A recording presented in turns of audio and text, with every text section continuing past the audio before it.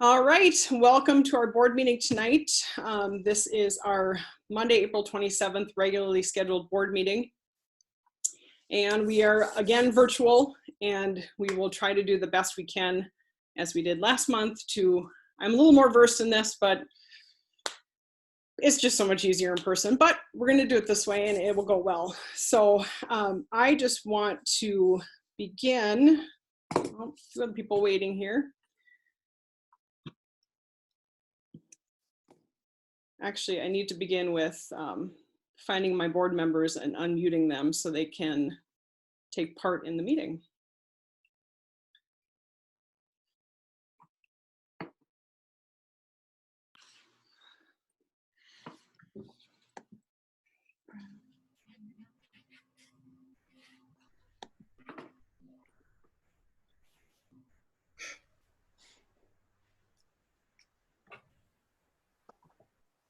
Can you hear me, Joe? I can.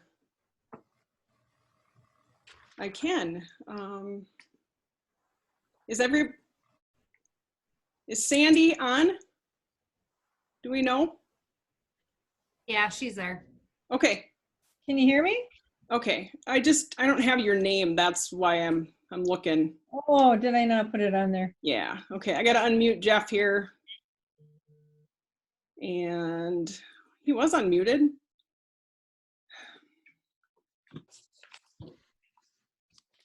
Jeff, can you unmute yourself, please? If you can. Do I have John? I thought I had John. Yeah, he's there as well, Joe.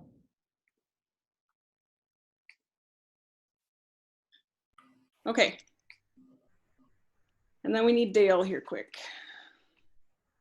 Jeff's still. I'm here. You're here and you're unmuted. Awesome. Okay, very good. All right, I think we've got everybody right and correct. Board members can speak. Yes. Yes. All right, wonderful. Yeah, I'm here, Joe. All right, good deal. All right, so it is 7:03. Sorry about that. I will call this meeting to order. I'll begin with the approval of our agenda. And are there any corrections or anything we need to add to the agenda, Dale? I do not have any, no. Okay. All right. Anything else anyone sees that needs to be added?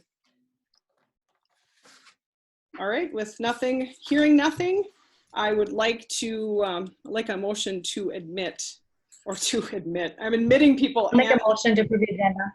Thank you. Motion is made by Sagan. I'll second, Jill. Seconded by Bookdill. Any discussion or questions? Hearing nothing, we will vote. All in favor, say aye. Aye. Aye. Aye. Any opposed, say nay. Motion carries. Recognition of visitors to our board meeting. I hope someone is at least watching this outside because it's a beautiful, beautiful day. Thank you all for coming out and being part of this process. We'll try to keep it as painless as possible. All right, moving on to our public forum. And what we're going to do for the public forum, which we did last month, which I think worked pretty well, is that this is a time of listening by the board. Public forum is placed on the board's agenda for regular board meetings. During this part of each regular board meeting, up to 10 minutes of time is allowed for district constituents to address the school board. Each person or topic may have up to 2 minutes of time. Due to the virtual meeting format, please do not yield the remainder of your time to someone else. It's a little hard to keep track of. Speaking of that, I got to get my timer out here.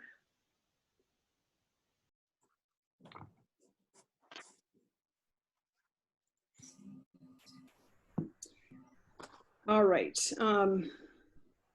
Please remember that the constituents can feel free to contact board meetings. If you can't speak tonight, feel free to contact us via phone or email, and that information is found on our bold website, and talk to us anytime. What we're going to do for our procedure is when I'm done speaking, I'm going to mute everybody. Wait, I will unmute everybody. I wrote the directions just for this. Okay, so when I'm done speaking, I will unmute all of the attendees of this meeting, and if you would like to speak, please state your name. Speakers will be speaking in the order I recognize them, and we will allow up to 5. please remember that your mic will be live as soon as I unmute everyone. And so be careful with any inadvertent speaking on your end. So, all right, here we go. William Matt Hoskin. Karen Schulte, Okay, Karen Flum, wait, so I had Matt Hoskin, Karen Schulte, Karen Schulte, Karen Flum, Mark Leaster. Mark Leaster. Prakash. Okay, I got Gladys Hagan. That was the end.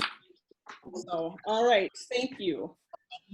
Now I'm going to go back and I'm going to mute everyone. And then I'm going to find Matt Hoskin here and bring him up for his 2 minutes here.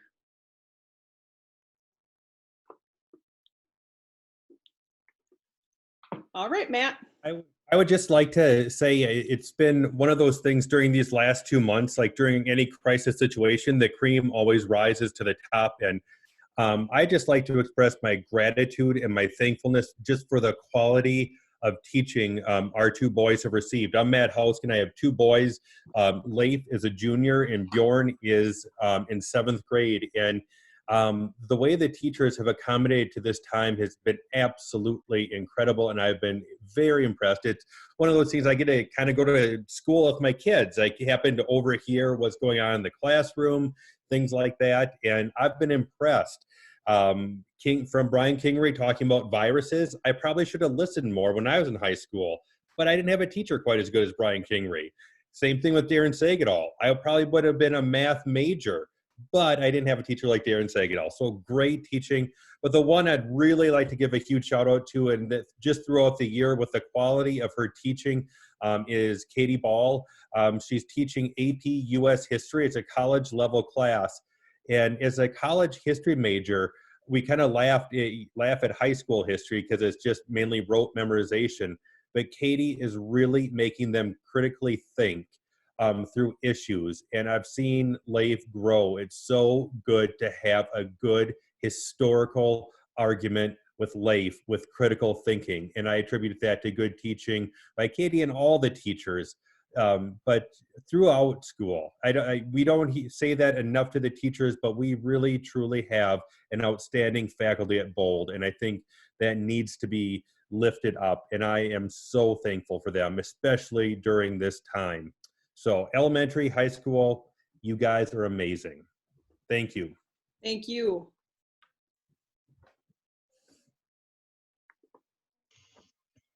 All right, moving on, Karen Schulte. Yes, my name is Karen Schulte, and I'm a Bird Island resident. I had the privilege of working with the Bold staff this year as part of the North Collaborative. I actually work for the Southwest West Central Service Cooperative, providing professional development of all the 5 schools, one of which Bold is. Because I am a Bold school district resident, it's really exciting for me to be able to get into the schools to deliver guided reading instruction at the elementary, and then to hold all our workshops over at the public school in Olivia. And I will just want to tell everyone how absolutely welcoming every single staff member has been.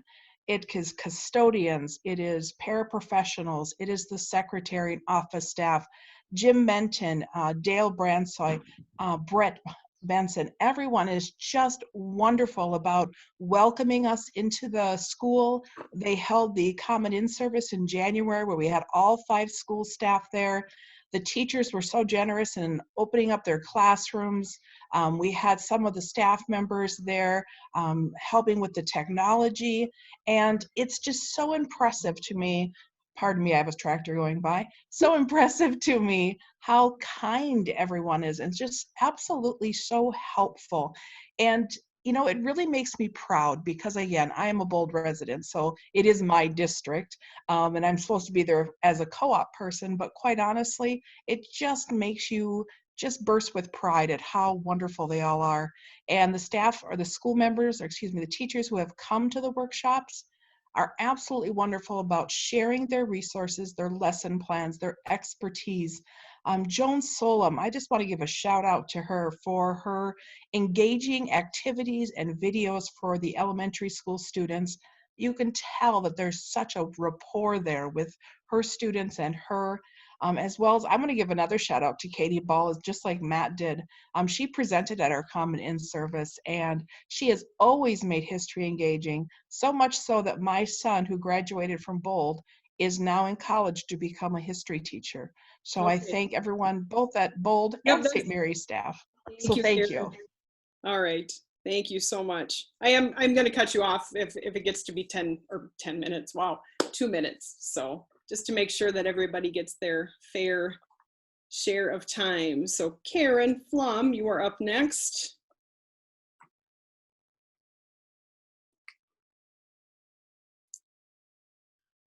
I saw you and then you moved. All right. All right, Karen Flum. Okay, can you hear me? Yes. Yep. Okay, great. Well, mine's going to be quick, but I'm Karen Flum. For those who don't know me, I'm retired, but I do have 2 grandsons who are both students, a preschooler and a 4th grader. And the reason I'm commenting tonight is that I've been volunteering at the Olivia campus for about a month now, helping with the meal preparation. And I just want you to know that I'm so pleased that Bold is feeding the children in our community during distance learning. It's a big responsibility and it requires a lot of preparation. It's really going well, and that's thanks to the Bold food service staff. Both campuses are working together. Also, St. Mary's staff, there are paras and there are volunteers. Quite an effort to feed 500 children every day, and it's kind of an eye-opener for those of us who have absolutely never had anything to do with food service. But the physical setup is using the kitchen and the entire cafeteria area, so our workstations are pretty well spread throughout and limited people at each station. It's very well organized. The safety of the workers and the children are kept in mind. We do record our temps and answer health survey every day. Each morning we prep for the next day, and then there are also several people there who are putting together the items that are going to be distributed to the families that day. The meals are delivered to various sites as well as available for pickup at both campuses. And it's an impressive system and one that provides lunch and breakfast to our children. So 500 lunches and 500 breakfasts a day. And I just want to thank the board and the administration for supporting this meal program, and thank all of the staff who make it happen. And of course, Margaret, who is organizing the whole thing. So this is just one of the many reasons that I'm proud to be part of the community, and I'm proud of the Bold School District. So thank you for your support of the meal program. Thank you, Karen. All right, Mr. Gleesner here.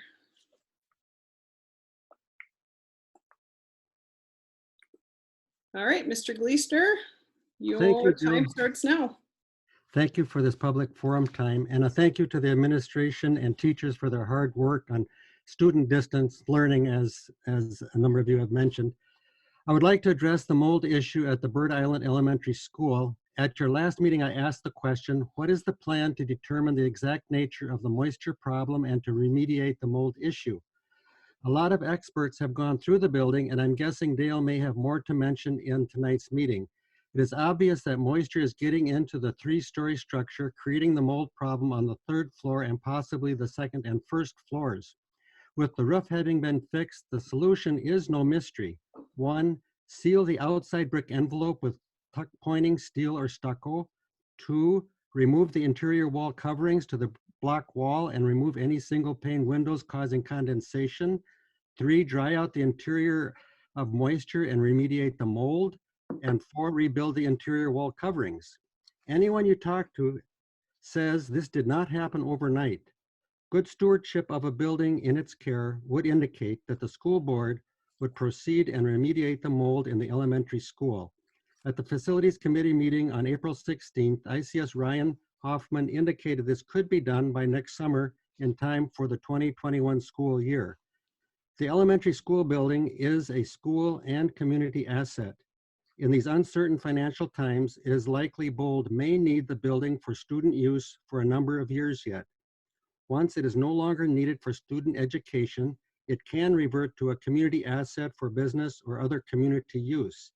Is the school board going to turn over to the Bird Island community a building that can be reused, or a building that has been neglected with a mold issue they did not address and fix? Again, you can talk to anyone and they will tell you this did not happen overnight. The school board has a chance to show it is a good steward of its buildings. Thank you. Thank you. All right.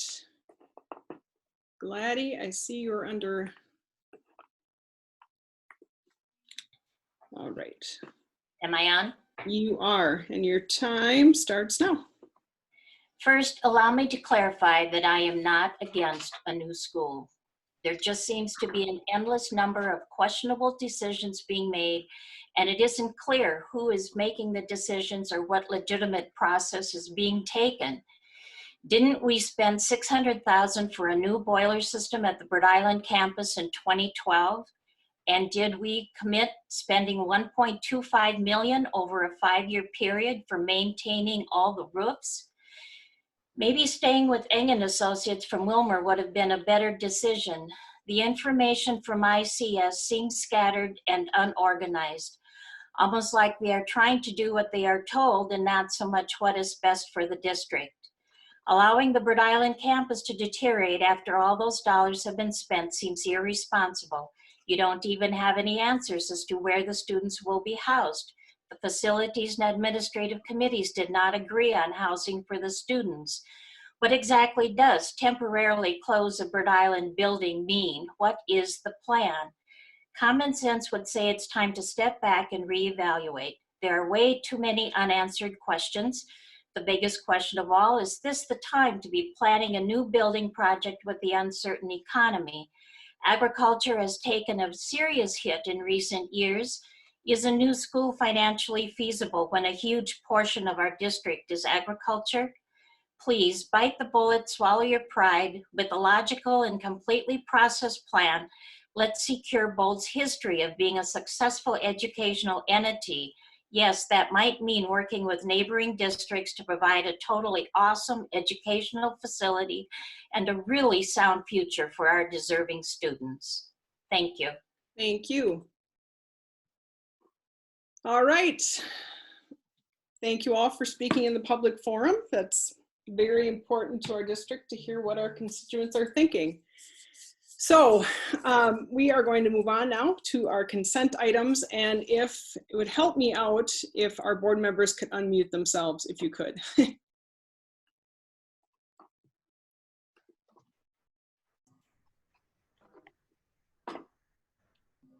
Right, everybody unmuted.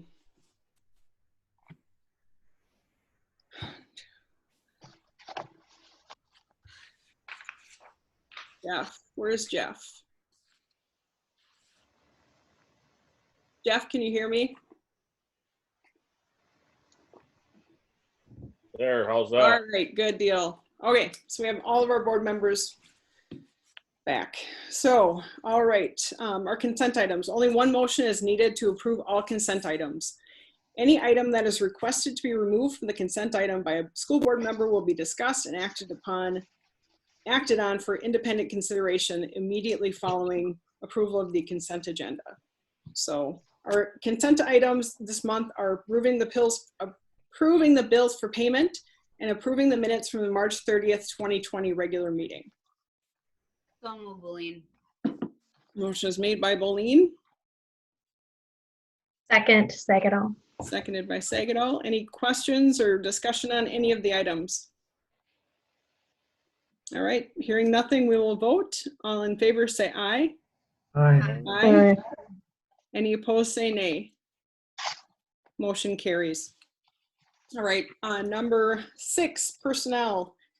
And we only have one item. It's approve. Number 1 is approve an extended leave of absence for Corey Eiler for the 2020 to 2021 school year. So moved, Bookdal. Motion is made by Bookdal, Second, Boleen. seconded by Boleen. Any questions or discussion? Yeah, has she been off already or what's going on there? She isn't off right now. She's presently teaching this year, but she's asked for a year leave of absence. And so that fits into the master agreement that she can do that and the board can approve it. So She has been teaching now. And Brett, if you want to respond any further with that. She's got 3 young kids and just kind of wants to be at home with them for a little bit. Okay. Thank you. All right, anyone else? All right, hearing no more discussion, we will vote. All in favor, say aye. Aye. Aye. Any opposed, say nay. Motion carries. All right, moving on to number 7, reports. We will begin with the superintendent's report.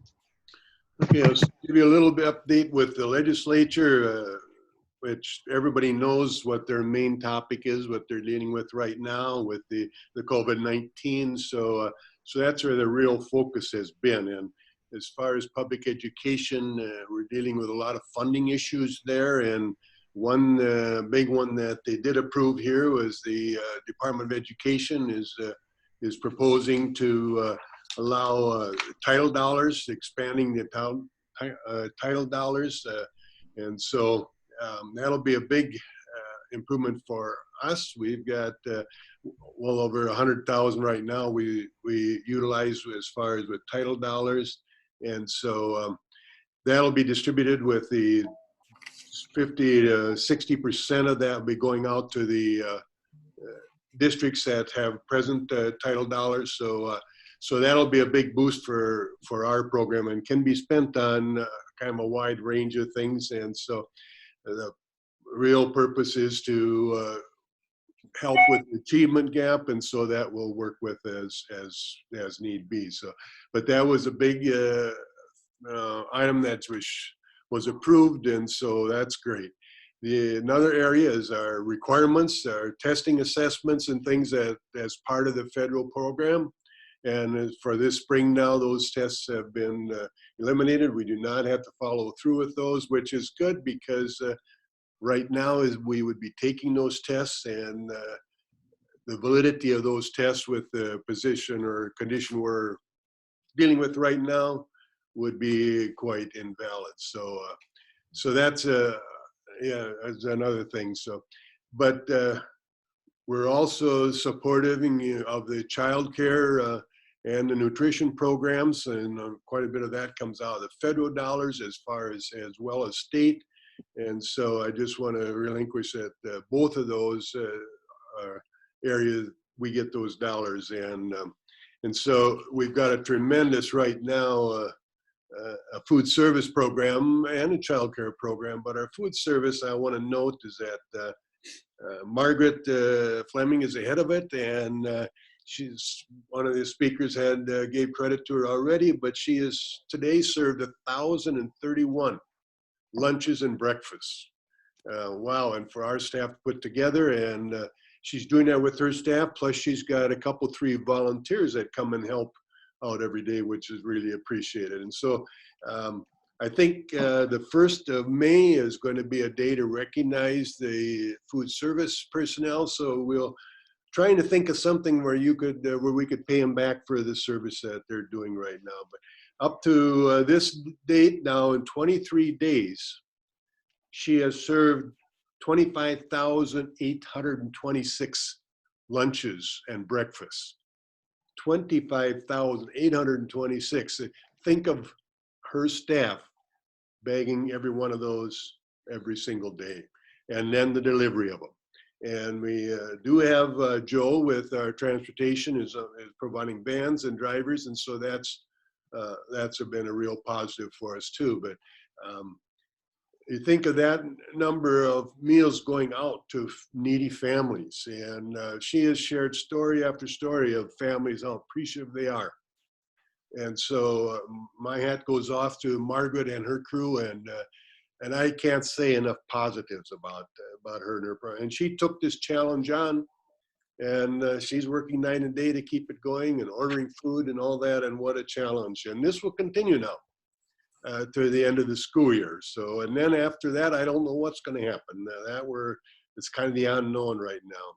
Also, the child care we're providing is from from preschool, from K to grade 5, we've got students coming in, and so that's quite a range of needy students, plus the students that do very well. So we have a number of pairs working in that program now, and they come at 6:30 in the morning and they're here till like 6 at night, providing childcare. And we have 25 students now enrolled in that program. So it keeps our pairs busy, and a lot of them, they're helping with their assignments and their schoolwork. And so, and not having that opportunity, you wonder with the kids how they would keep going with that. So the governor last Thursday made the announcement also that probably more people are familiar with is our distant learning. And he has decided, along with his executive order, to continue the distant learning till the remainder of the year.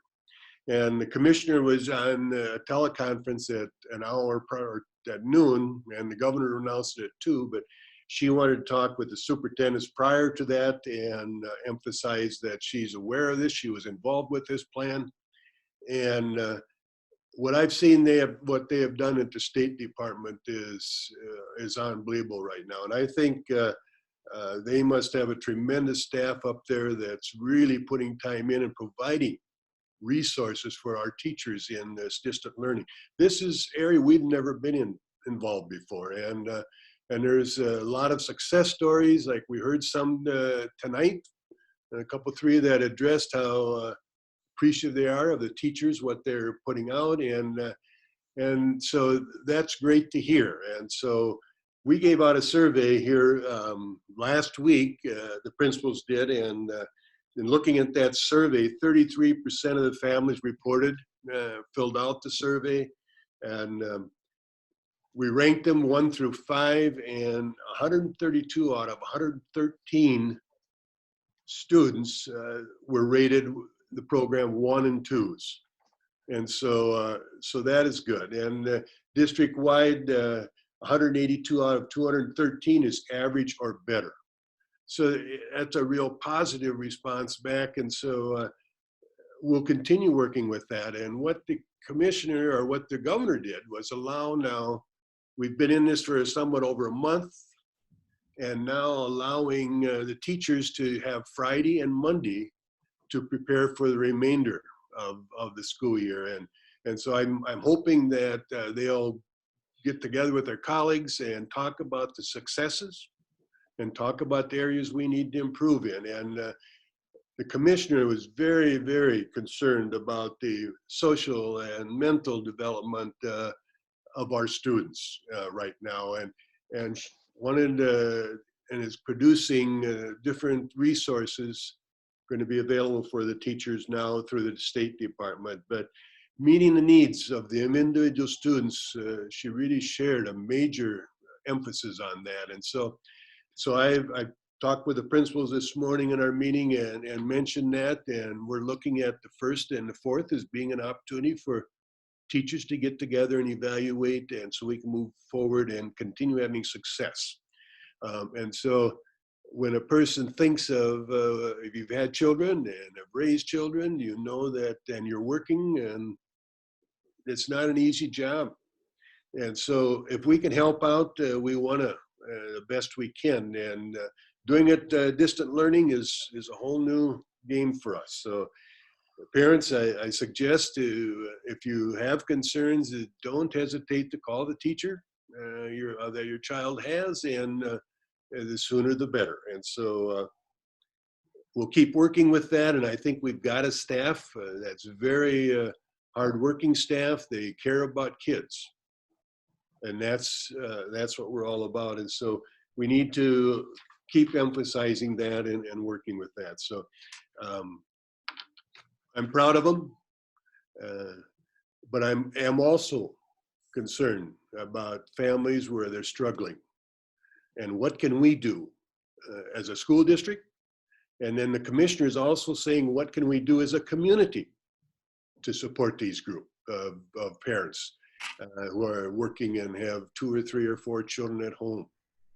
And so it's a whole different environment we're in right now. So So I've offered that out. If parents have a neighbor they can help out with their young and studying and getting their homework done, that would be great. And so I opened that up. So, okay, letter C is the facility and mold concerns. Last month at the board meeting, there were some concerns brought up there of what the district has done. And we've had several IEA reports. And every time that we have a concern of mold or air quality or something in a classroom, then we react to that. And I use IEA, which I worked with many, many years. They're the experts. And so it started back in October. And so we noticed some issues with that, and we had them in December, and they did their assessment at that time. And so then we ended up moving some class rooms and closing them off and sealing them up, and that was a recommendation at that time. It was also to find where was the moisture coming from. And so during that time, your winter time, so there's not a lot you can do for roof repairs other than try and prevent the least amount of leakage. And so that's what Denny and his crew worked on, and they worked very hard. And so you'll remember also we had a late snowfall and ice buildup on roofs. So that also slowed that down. But Denny has worked hard and trying to get ahead of that game. And so we closed some rooms off on the third floor. And so to prevent it from spreading as much as we could. But I've learned a lot about mold. I've learned a lot about moisture, the collection of moisture inside walls, and how to prevent it from going. And this doesn't happen, like Mark said, it doesn't happen overnight. This is a long-term thing. And so this was an issue we dealt with in December that year. Then come the spring when we were able to get on the roofs and do repairs, we did those. And then we ended up moving the grades out of the third floor because of the damage that was done. In June, we had Marvel Systems come in and do a remediation, and we did that. And so that was good to start with, but then we've had problems in moisture in the second floor. And so we moved the teacher on the second floor out of room, and we sealed that up, looking at that. And we had IEA in again to evaluate, and we had some other architect people, and they took some pictures of the walls, and there was moisture in behind the walls, and so that was coming in. So we tried to prevent it from getting any worse. And so we moved a classroom out and sealed it up, and then kept looking, trying to determine where. And then we felt the inside the walls were wet. Moisture was collecting. And here it was determined that the cause was from the brick, the molding around the windows, and then the cement, the brick where the moisture was leaking in. And so we had that issue. So Denny tried to work with that the best he can. And then that led us to this spring when Denny was saying, what do we do? What do we do? What do we do? And that's when we brought the facilities committee together at the end of February, beginning of March. And we sat down and with IEA and ICS, the consultants that we work with. And then we had a facilities committee, and then it was determined then, well, we need to take it to the board and see where we want to go with this, because it was just continuing, and it was no longer the roofs. It was no longer the smokestack. We had that repaired. And so we kept fixing things, putting Band-Aids on. And that's what I say we were doing, and that's what we could afford at the time. But it continued. But again, this did not just start overnight. And what we found out that also is our ventilation system, our air quality was not good. You walk in the building and our air quality was not there. And that had to do with our ventilation system. And so that was another area of what we need to look at. And so we did that, and we just kept working with it, And now then at our March board meeting, that's when we decided to form a committee, an advisory committee to meet and to really tackle this. And so that's where we're at right now. But Denny has worked hard. Denny is well versed in facilities and the care, and he understands that much better than myself or a lot of us do. So, and so we've had people in. We've had people in to take a look at it and evaluate what we can do and our main assessments.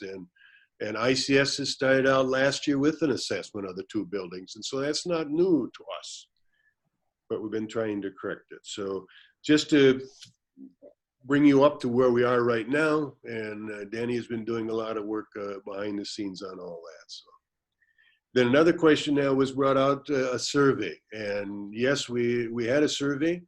We had a firm that's School Perceptions that put the survey together. The intent was for it to go out the last week of March. That was on the calendar. Well, we know when COVID-19 moved in, then everything that was the focus, and it is the focus today. And so in talking with the company that did the survey, we're talking with ICS, talking with the hospital, it was decided we're going to hold off for right now, and we need to become more concerned about COVID-19. And so that's where we're at. So we did not send the survey out. Now I've got another meeting on Wednesday where we'll talk about that again. And the company even said we might want to change some of that survey because of the situation we're in today. So we're looking at that, but the survey's there. It was ready to go. If somebody wants to see it, they sure can come and see it. The board has looked at it, and so, but it was not ready to, we did not feel it would be a survey that would have a lot of credibility with the times we're in right now. So we have to take a step back, and first of all, let's take care of each other, and let's take care of our kids, and let's take care of our neighbors. That, I think, is our focus right now, and that needs to be in that. So that's where we're at with that. So as soon as we think it's an appropriate time, the committee will put it together, we'll review it, and we'll get it out. And it was going to be a mail-out survey, and so we had everything together, but we weren't able to send it out at this time, so we will be doing that. The last thing I want to mention was the moving of equipment, supplies, and students. Up to this time, there has been nothing moved. There has been no discussion about that until the board makes that decision. And that's what's on the agenda for tonight. And so the board has got the advisory group that has been meeting. They're going to respond along with their consultant. And so they'll respond with the findings and what their committee brought up. So that's where we're at with now. So I think that, a lot of things are done. The board are the elected officials, and they're the ones that are involved in it. And so I hope that I've answered some questions of the general public. And so, but I think I want to thank our teachers for what they're doing right now with the distant learning. I think it's unbelievable to do it the way we're doing it and having the success we are. And there are going to be some areas that we need to definitely improve on, and we are. And that's what we'll be doing. But I also think that the governor and the commissioner is showing their support for public education and allowing the professionals, the teachers, to put this plan together and to work together as a team to what's good for kids and for learning. And so the biggest thing, we don't have that face-to-face anymore. It's got to be through a computer like we're doing right now. And we're not used to that. And I would rather shake hands. I'd like to greet people. I'd like to see them face-to-face. And so that's the difficult part that I have right now. And so, and everybody else is dealing with that same issue. And so, in fact, I'm supposed to be in California right now and celebrating my grandson's 3rd birthday. And so, but here we didn't go because of what we're dealing with today. So, but again, I want to make sure you take care of yourselves. first, and then take care of your neighbors and help your neighbors. And that's what we're trying to do at school right now. So we'll keep pushing, and we want to have success with kids. So if they're struggling, let them call us. Parents, connect with us, and we can do good things for kids. Okay, that's the end of my report, Chair. Okay, thank you. Thanks, Dale.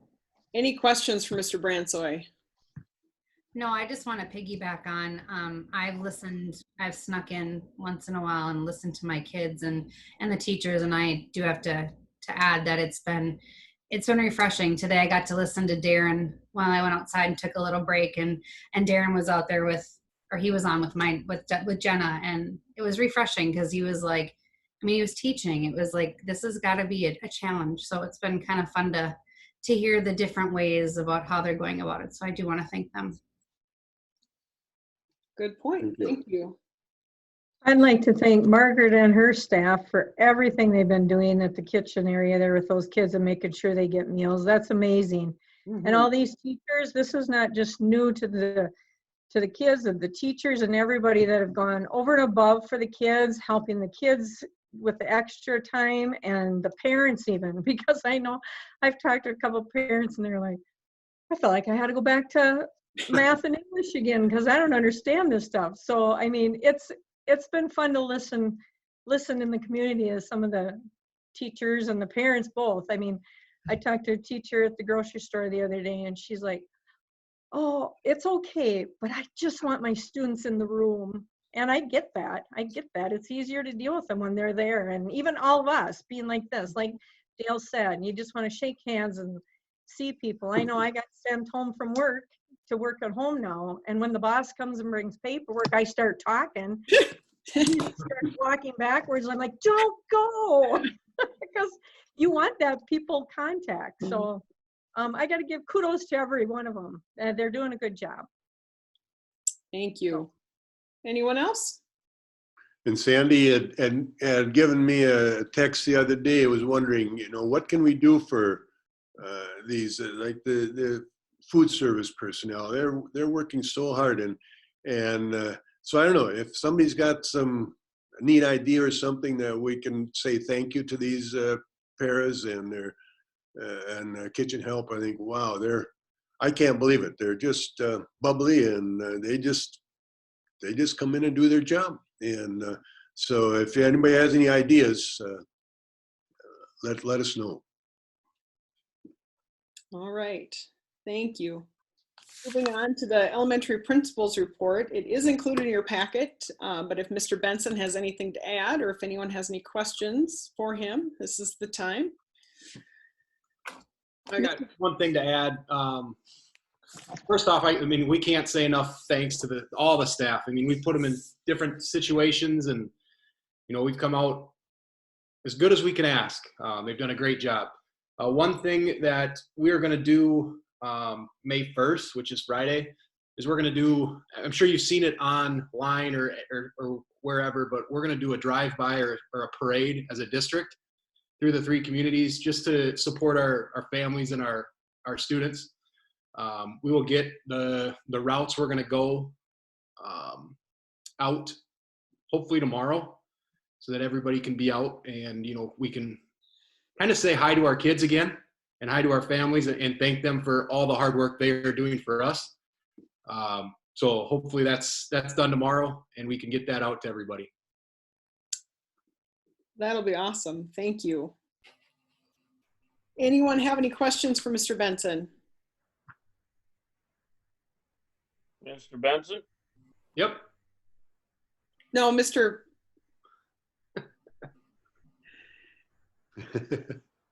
Principal Benson, not board member Benson. You're muted, Jeff, too, just so you know. Okay. Question for Mr. Benson. Okay. Principal Benson, yes. How many sections are there going to be next year in K through 4? Right now it'll be 13 as of the Mrs. Eiler's leave of absence.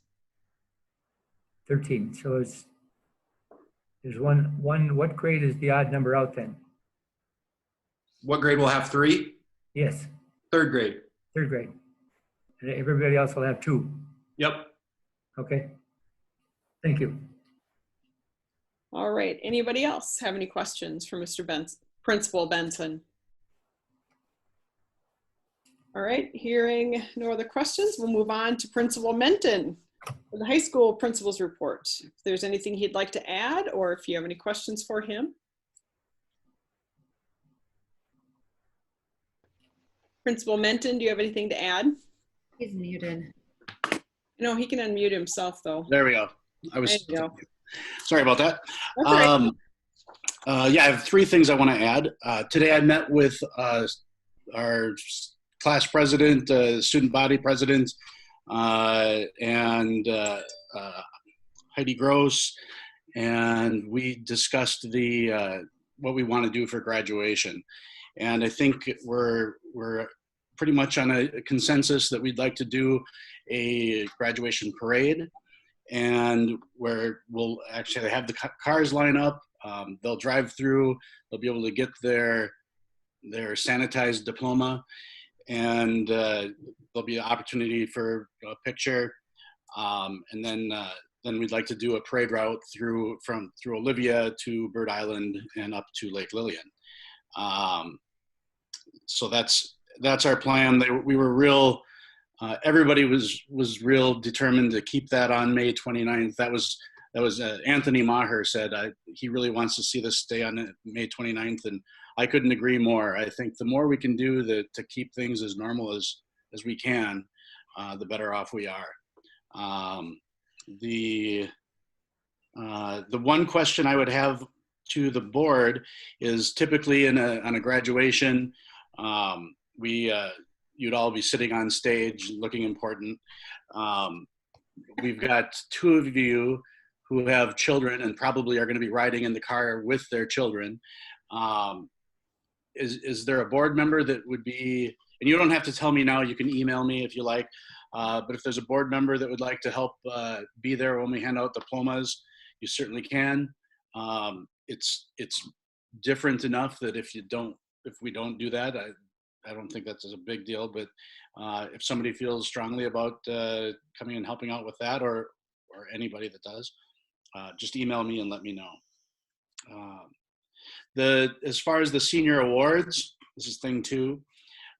Senior awards, we're obviously not going to be able to do our typical senior awards where we give out all of the scholarships that the kids have earned. And so we're talking about what we can do with that. And I think what we're probably going to do, unless somebody has a great idea they could pass on, we're simply going to include all that information in a souped up program for graduation. Well, the students suggested that we do the program online. Mrs. Gross said we probably want to print out some copies, at least a copy for each senior, because the seniors don't so much want them, but their parents do. So we'll have a hard copy for all the seniors, and we'll put the rest of the awards information and the program for graduation online. And then the last thing I'm going to mention is that Melissa Sagadol's been helping me. We're going to put together signs for all of our graduating seniors.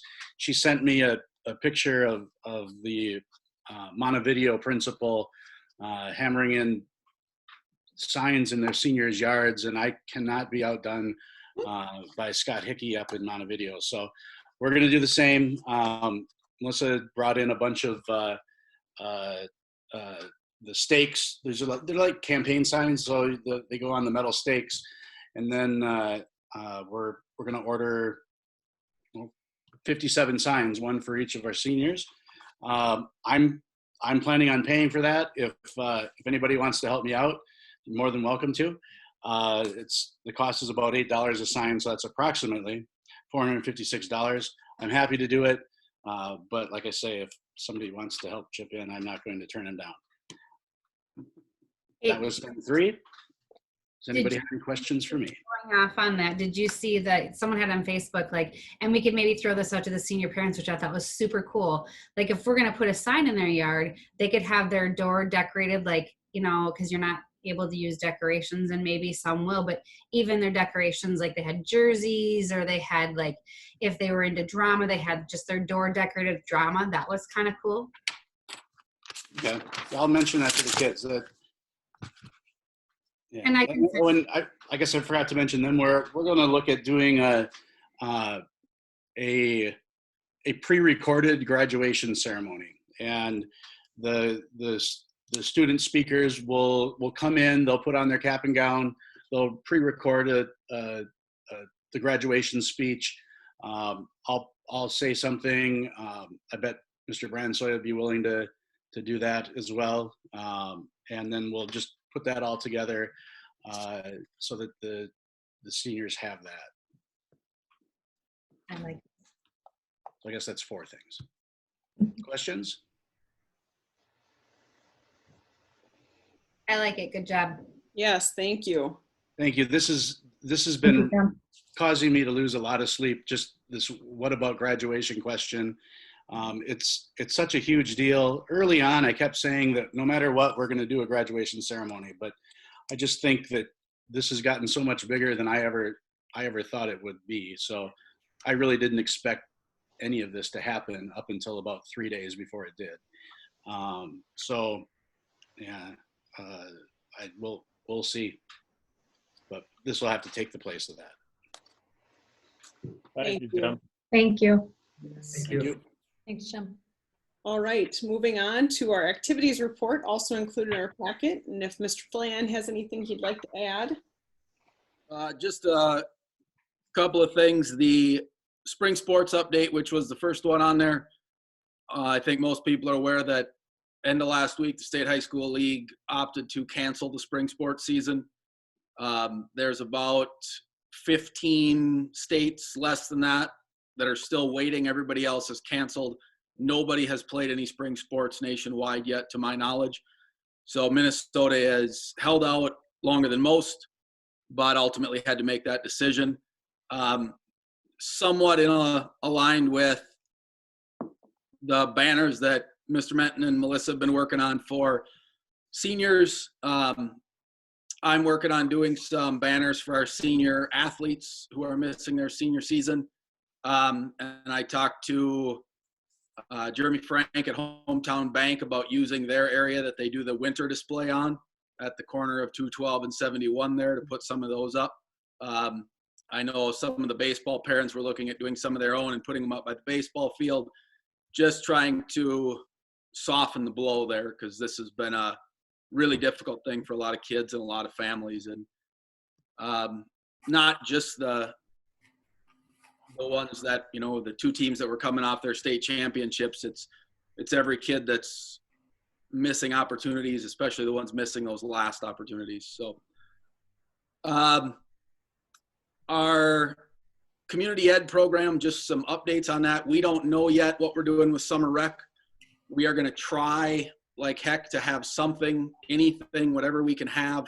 It may look very different than what we've done in the past, but we want to have something available to kids and families, even if it's some online directives of things they can do each day or weekly. I did talk with Trish Sheehan, who's involved with 4-H, about possibly working together between community ed and 4-H, because they've got some resources at their disposal as well. So we're going to try to do an online registration.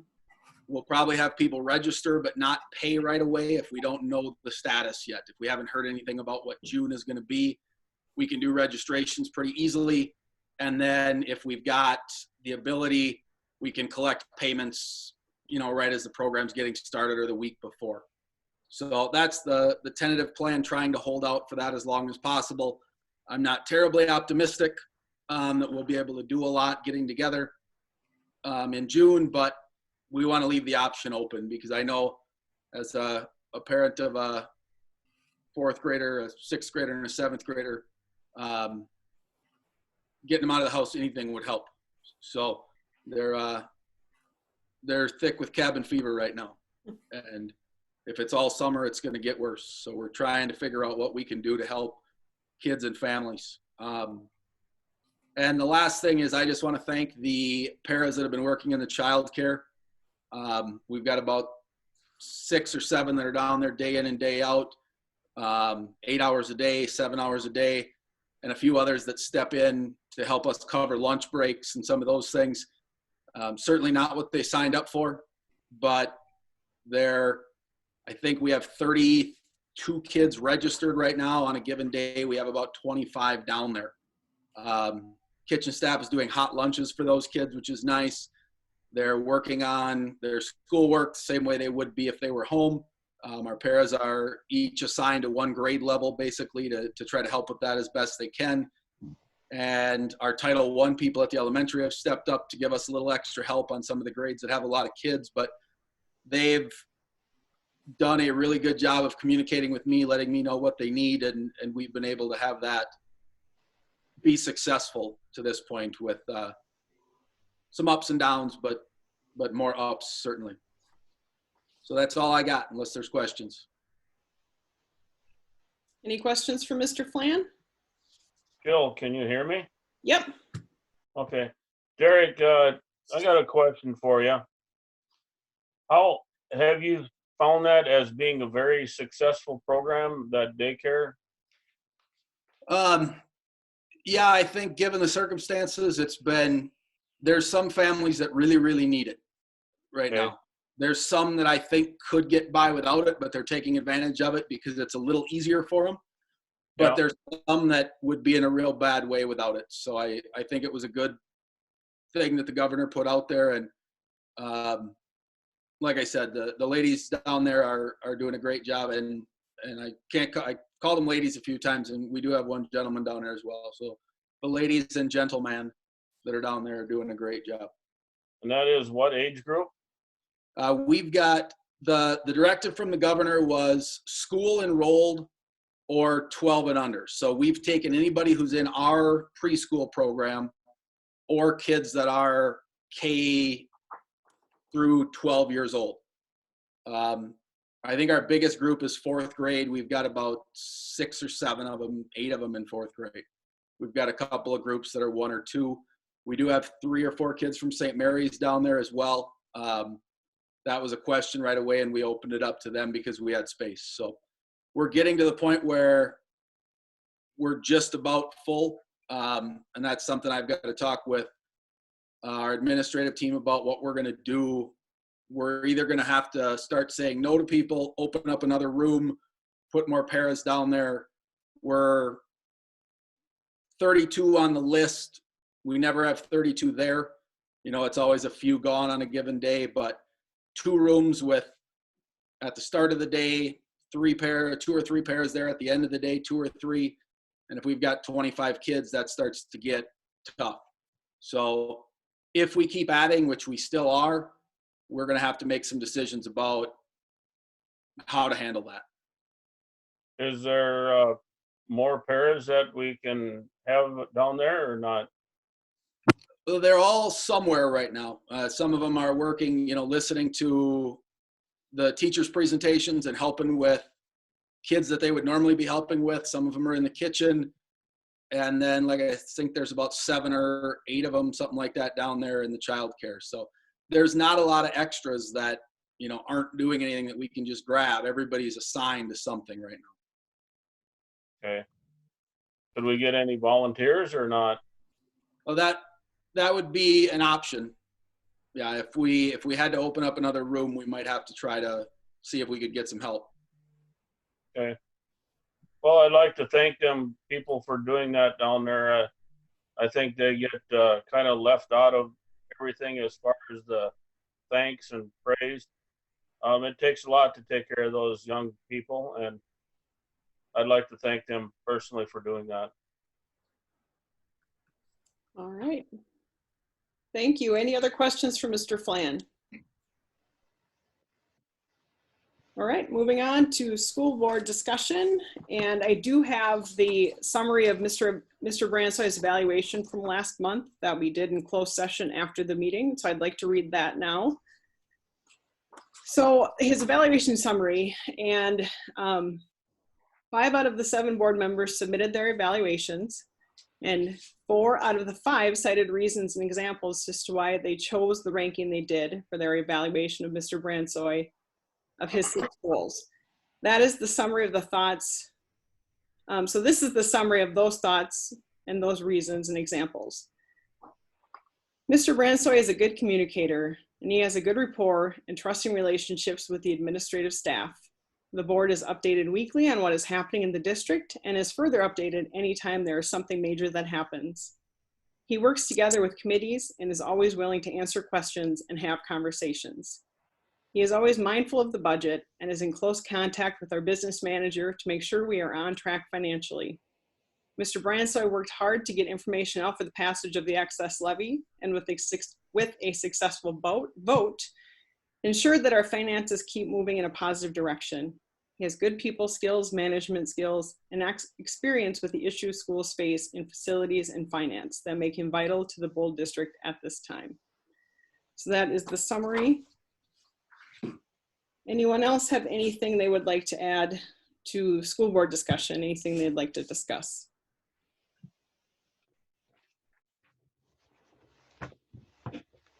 Okay, hearing nothing else, move on to the pool report, which is in our packet. And not much really to discuss there, as everything is postponed for the foreseeable future. Looks like you'll be having a meeting possibly in May, hopefully. So if you have any questions for Tracy Johnson, you can get a hold of her. For John, do you have anything you want to add to the pool? Nope. Okay. Thank you for asking. Okay. All right. Now we're moving on to new business. Number 1, district update on COVID-19 and district learning, which Dale, do you have more? Mr. Bransoy, do you have more on that? Or I think I shared most of my report, and then also the others have shared there with our child care program and our food service program, and they're doing an outstanding job.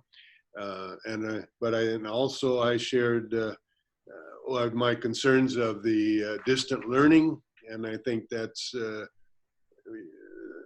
something that we need to really take a serious look at, and because our staff works hard, they're very engaged, and so but there's such great needs out there, and we know that. And so again, I encourage our general public, if you've got neighbors that you can help out as far as daycare, as far as helping them tutor, that would be just great. And so the district learning is a whole new game that we've never been involved in before. So we're learning just like the kids are, and parents. And so if we work as a team, we can have success. But if we don't, then we're going to struggle. And so I beg for people to be aware of that with your neighbors and things. And that's what the commissioner talked about last Thursday. And I can't say enough about her and her staff and the governor. The commissioner has a phone conference with all the state superintendents every Tuesday and Thursday from 4:30 to 5:30.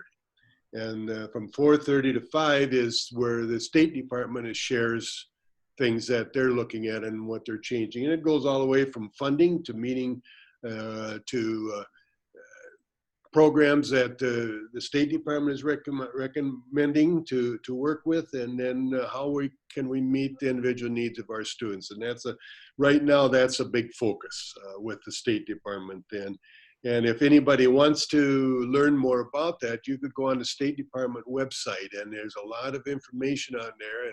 And so parents as teachers, go there, and there's probably some things there that could help you. And so I just encourage that. And so we're in territory we've never been before. And but I think Minnesota can be proud of their public education. And I think we can be proud that we live in the state of Minnesota with the Mayo Clinic, with the university, all their medical staff, and how much work they are doing with the governor and leading in this territory that we've never been before. And so so I'm pretty fortunate. And is it hard to stay at home? Yes, it is. And it's difficult. Is it hard to not go out to an evening and have something to eat? Yes, and it is hard. And so, but if we work together, we can get through this time. So that's about all I'm going to add to what we've already talked about. But it's a tough time to be we're in, and so let's support each other and make it through. So I thank you. Thank you. All right, number 2 is just informational. It's the budget revision for fiscal year 2019-2020, and those papers they were in with the consent items. So if you probably all have them, but Mr. Ransoy, take it away. Okay, just the summary of this is an updated, there's a revised budget for this past school year. And so I just wanted to highlight some things. And so you've got a fund balance restrictions there on one page, which lists all the categories and of your general fund balance. And then what was approved last spring and May or June 30th it was approved. And now it's updated to be revised.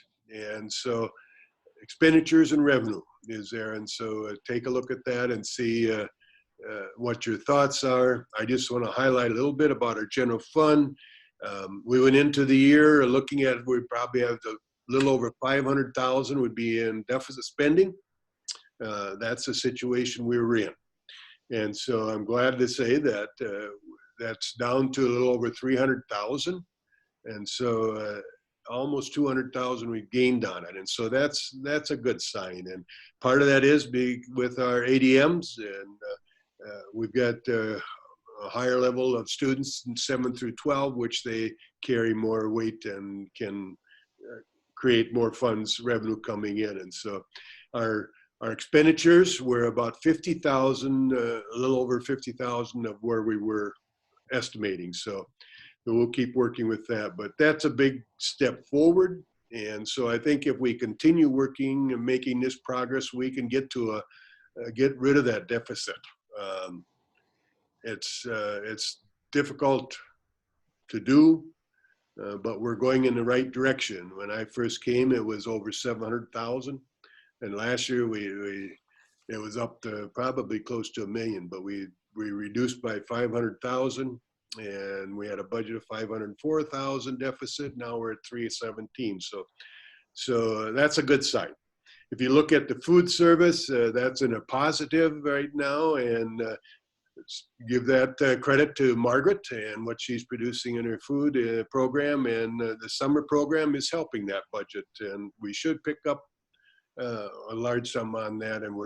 And I think it's pretty neat. We're providing food for families that need it, and but yet Margaret is able to increase her profit there. So our community service fund, that's one we always struggle with. That's always one that's hard to balance.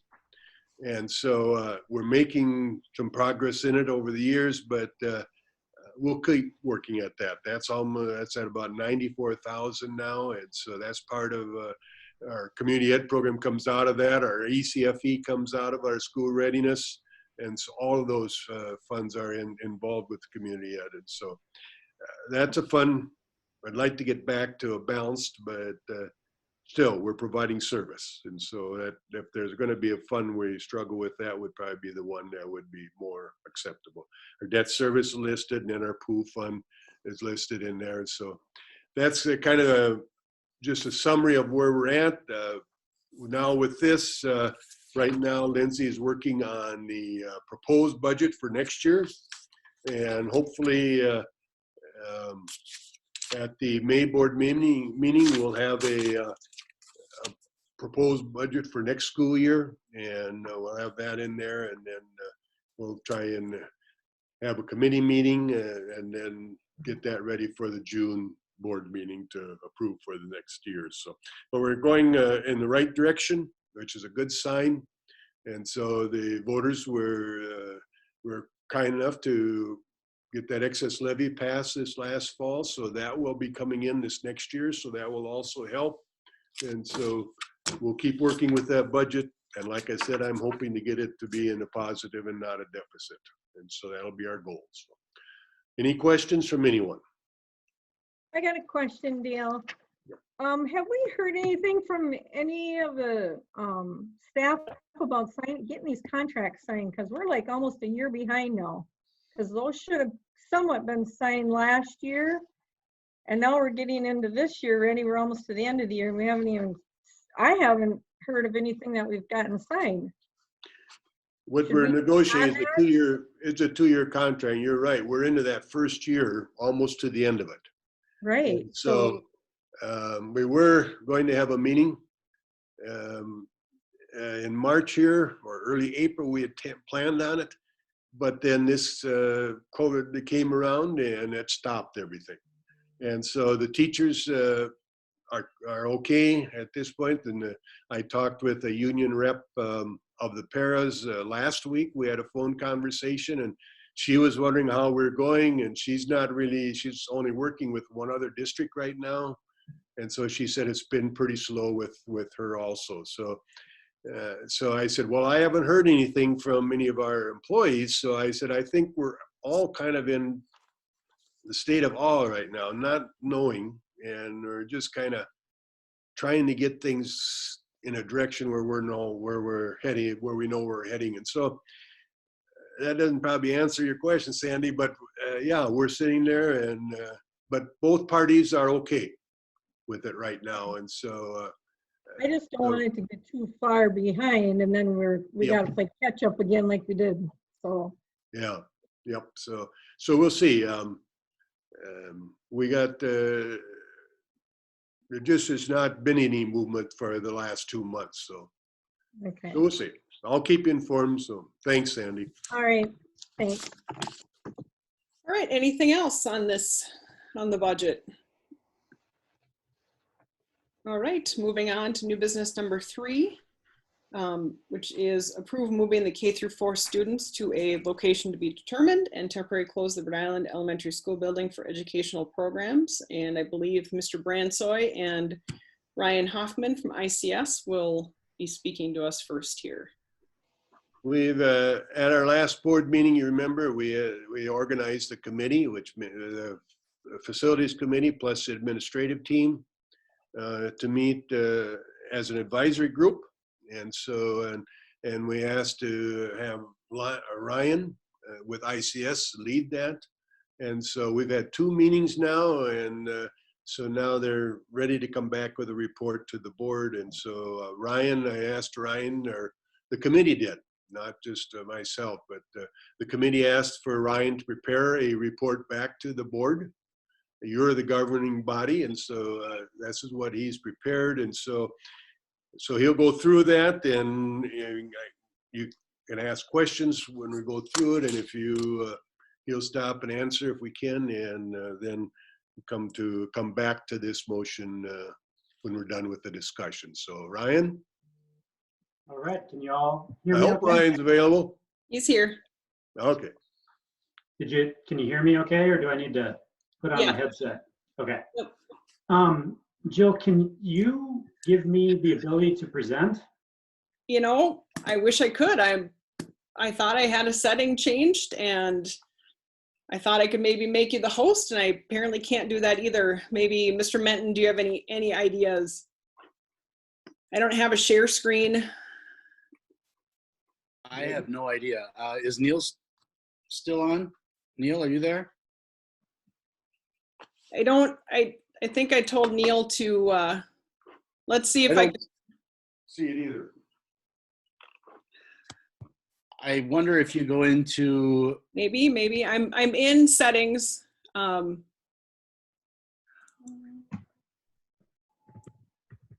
looks like it's all set up, but.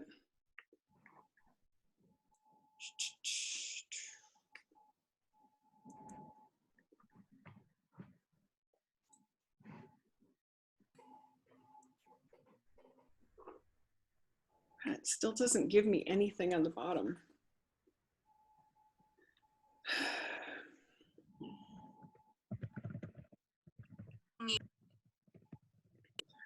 I'll give Neil a call here quick and see if he's got any ideas.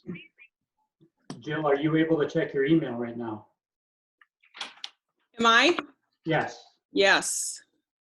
So I just sent you the presentation. Is there a way you can share your own desktop? Yeah, Neil, we're trying to. Yep. Okay. Let me get my email here quick. Oh, You need to talk with you. just hold on. Is there a button that kind of that's right in the middle of the bottom that says share? No, there isn't. And I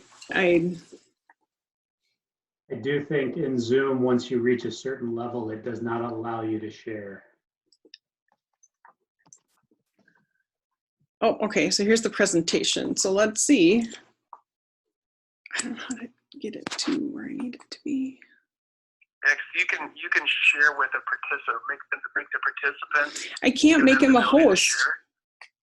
On the right hand side there under participants, towards the bottom, if you kind of hold your mouse off the bottom, something up here that says like make presenter. Okay.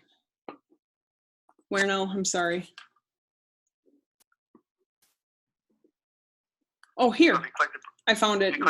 I can make Ryan a host. Will that allow him to? You can make him the host, or you can, I think, even make him the presenter, or Yeah. give him the ability to present.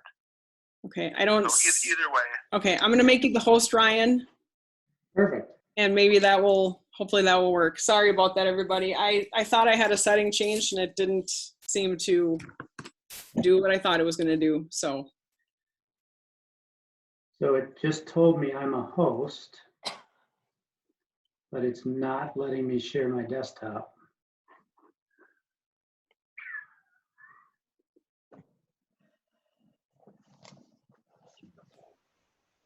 I think so.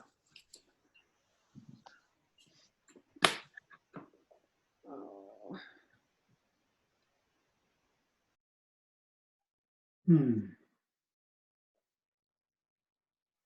I wonder if I can get creative here for a second. I was thinking the same thing. Maybe I can get it on my phone and show on screen. I don't know. I just ballpark here. I don't know why life has to be difficult. Idea. Life has to be difficult when. Ooh, yeah. Oh, there you go. Perfect. Yeah. Yeah. I don't know if it's perfect. It works. It works. Yes. Thank you, Neil.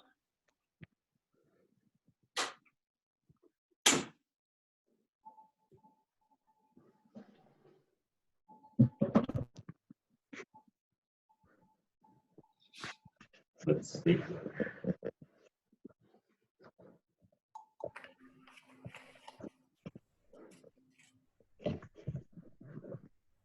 How's that look? Good. Is it okay? Yes. Thank you. Okay.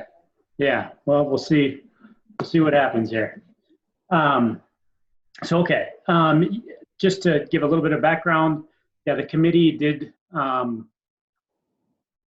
nominate me, I guess, for lack of a better way to present this. I did take meeting minutes for the 2 meetings that we had, and so it just kind of felt natural that I would be the one to produce kind of this final report. But I'm hoping that throughout the report, each member of the committee, if they feel the need, will jump in however they can to support whatever's up on the screen.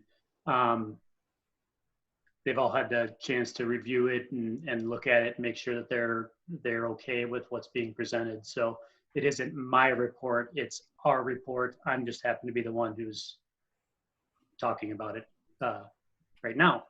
So you probably can't read this, so I'll read it pretty quickly. This is just a history of what this task force was about.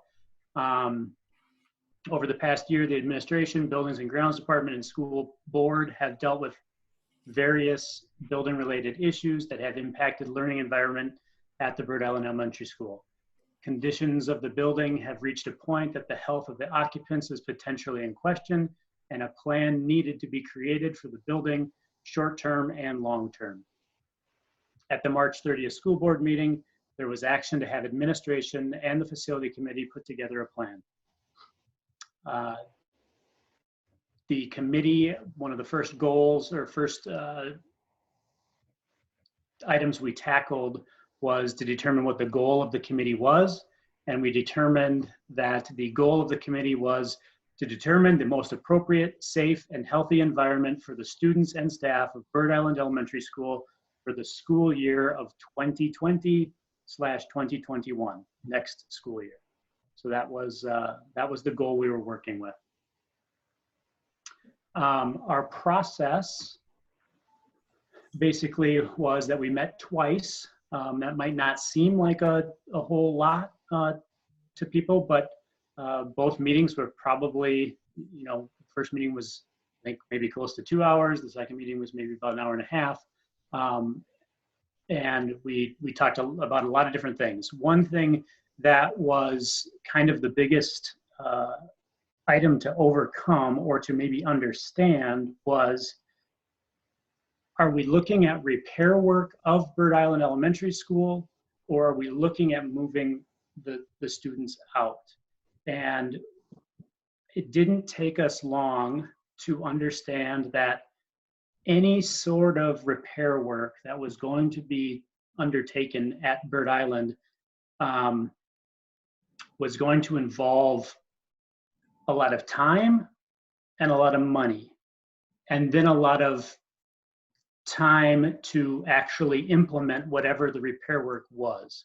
So we determined that the actual construction repairs could vary depending, again, on what you did, but probably between 8 and 12 months of actual construction. This is after probably about 4 months of design, so architects and engineers putting together a plan of what that work is. So you're looking at a year and a half potentially if we started today. So once we knew that, coupled with kind of the bare minimum, what we feel like, at least at this point, based on ICS's physical condition assessment done last year about this time, was that the minimum cost was probably going to be around $3 million. So understanding that it's going to be a lot of money and take a lot of time, we knew that the goal of this committee was not then to decide what to do with Bird Island Elementary School. The goal of the committee was what to do with the students for next school year. So we understood that there still needs to be a process and a deeper dive, if you will, to study the Bird Island Elementary School and what happens to it. But in no way will it be ready for the school year next year. So, okay, that kind of simplified some things for us, is because we knew that could happen on a parallel path of what to do with Bird Island Elementary School. So that's okay, and that's going to keep happening, and I assume the board and whatever committees maybe come out of it will continue down that path of understanding what to do with Bird Island Elementary School in the short term and long term. But that then allowed this committee to focus on what do we do with the students and staff. So we kind of opened it up and just had a simple discussion. And again, if anybody on the committee wants to jump in, but we literally said, what are all of our options? So we analyzed those, and I'll put those up here in a second. Did a pros and cons list. But the first thing to kind of understand was, what are we looking at as far as space? So we know that the Olivia campus building has space, but is it enough? Is it even usable? All of those questions go into it. So that was kind of the first homework assignment for the principals and administration, was to determine how many classrooms are needed for the students of Bird Island Elementary School, and how many are available in Olivia. And that net delta was 4 classrooms. So there was 14 classrooms needed. I think Brett, correct me if I'm wrong, that's 14 sections, which I think we just heard tonight is actually 13. Correct. And then there's 10 classrooms, or at least at that time, there was 10 classrooms available in Olivia. So that left us with, we need to figure out what to do with 4 classrooms or 4 sections, if you will. Hey, Ryan, just a quick housekeeping thing here. If you haven't already, if you go up to the top and you put this on speaker view, then you'll see the presentation bigger. If you haven't done that already, I just wanted to throw that out there. Oh yeah, yeah. So thank you. Good call. So we knew, okay, coming into any solution, we're looking for what are we doing with 4 classrooms. That was the biggest hurdle we needed to cross. So we had several options here for the board to consider. Some of them kind of fell off the table as not being very viable. A couple of them are there, but they might cost some significant amount of money to implement. But here are all the results. So, and I kind of grouped the different options together based on what type of option they were. So let me explain that a little bit. Option 1, as you can see, there's 4 different mobile temporary classroom providers. So all of those providers are listed under option 1. I didn't list them separately as 4 different options. So option 1 was bring in temporary classrooms, right? But within temporary classrooms, we know that there's probably going to be a lot more work that's going to have to go into determining what that actually looks like. Well, we know we need 4 classrooms, but we don't know where exactly on the site it would sit, how it would actually be connected to the building, if it would be connected to the building.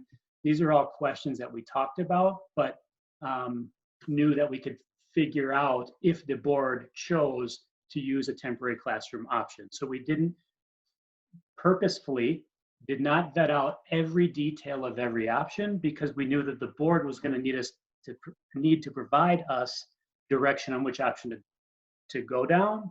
So then we would go to the next step of figuring out every detail. Hopefully that makes sense. So of the 6 options on the board here, 1 was temporary classrooms to cover the need of the 4 classrooms needed. Options 2 and 3 were 2 different churches that are available in Olivia. One of them has 8 to 10 classrooms, one has 6. 4th option was maybe using Lake Lillian, the school in Lake Lillian as an option. Option 5, which kind of came in literally with probably 5 minutes left in our last meeting, was to what part of Bird Island Elementary School could potentially be used? Can we grab a wing and the gym of Bird Island and use that? So we spent a lot of time talking about options 1, 2, and 3, 4, and 6, and then 5 came in there right at the very end. And just so you know, option 6 is just gym space at the Armory, so it wouldn't satisfy the classroom need at all. It was just an option to let us know that there's potentially some gym space to be used. So those are the options that we considered. And you can see here, there's a list of what maybe the initial cost or the procurement cost would be of any of the options, what the operational cost of any of the options are, what is available with those options, and then pros and cons. And we spent a lot of time just batting it back and forth. And the principals did a good job coming into the meeting, the second meeting, of understanding the church options and what that might do for them. And maybe I'll let Brett or Jim step in and talk a little bit about the church options and what they see there and how they are.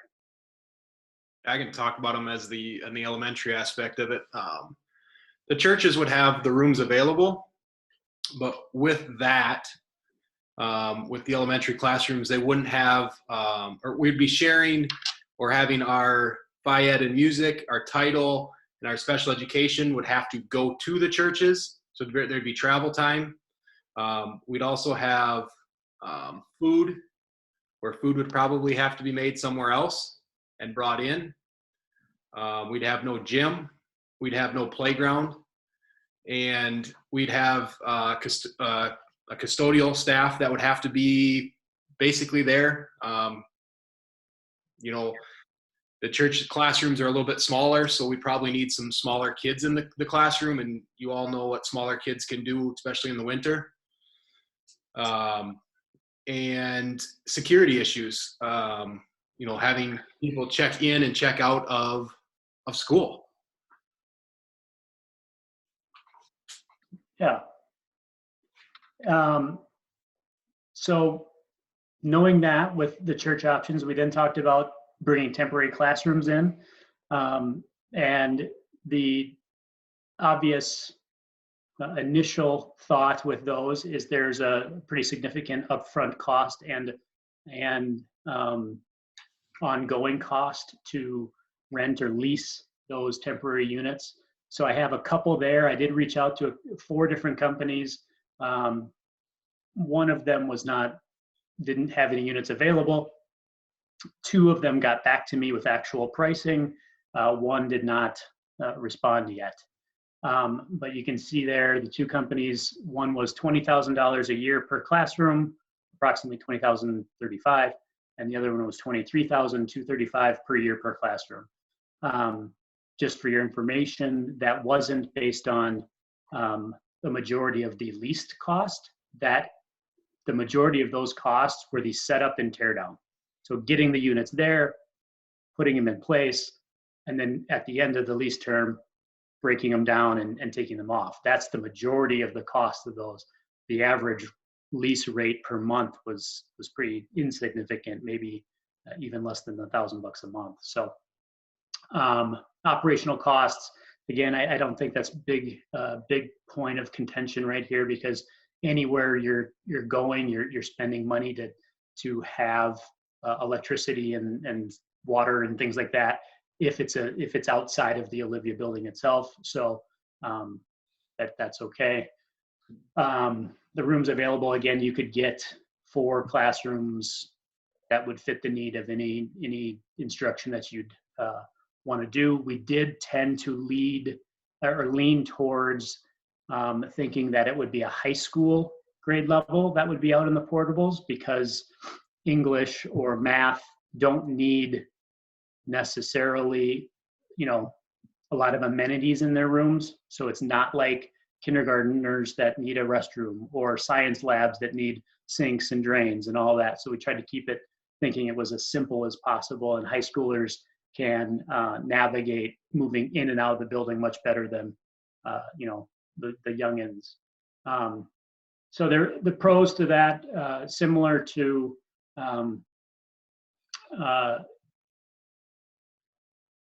the pros for those options obviously is it would be close to the building. It would be right there. The specialists and paras and those teachers wouldn't have to travel back and forth between rooms or buildings. You have your gyms, you have your food service. It's all right there on one site. The cons to the temporary portable classrooms are initial cost.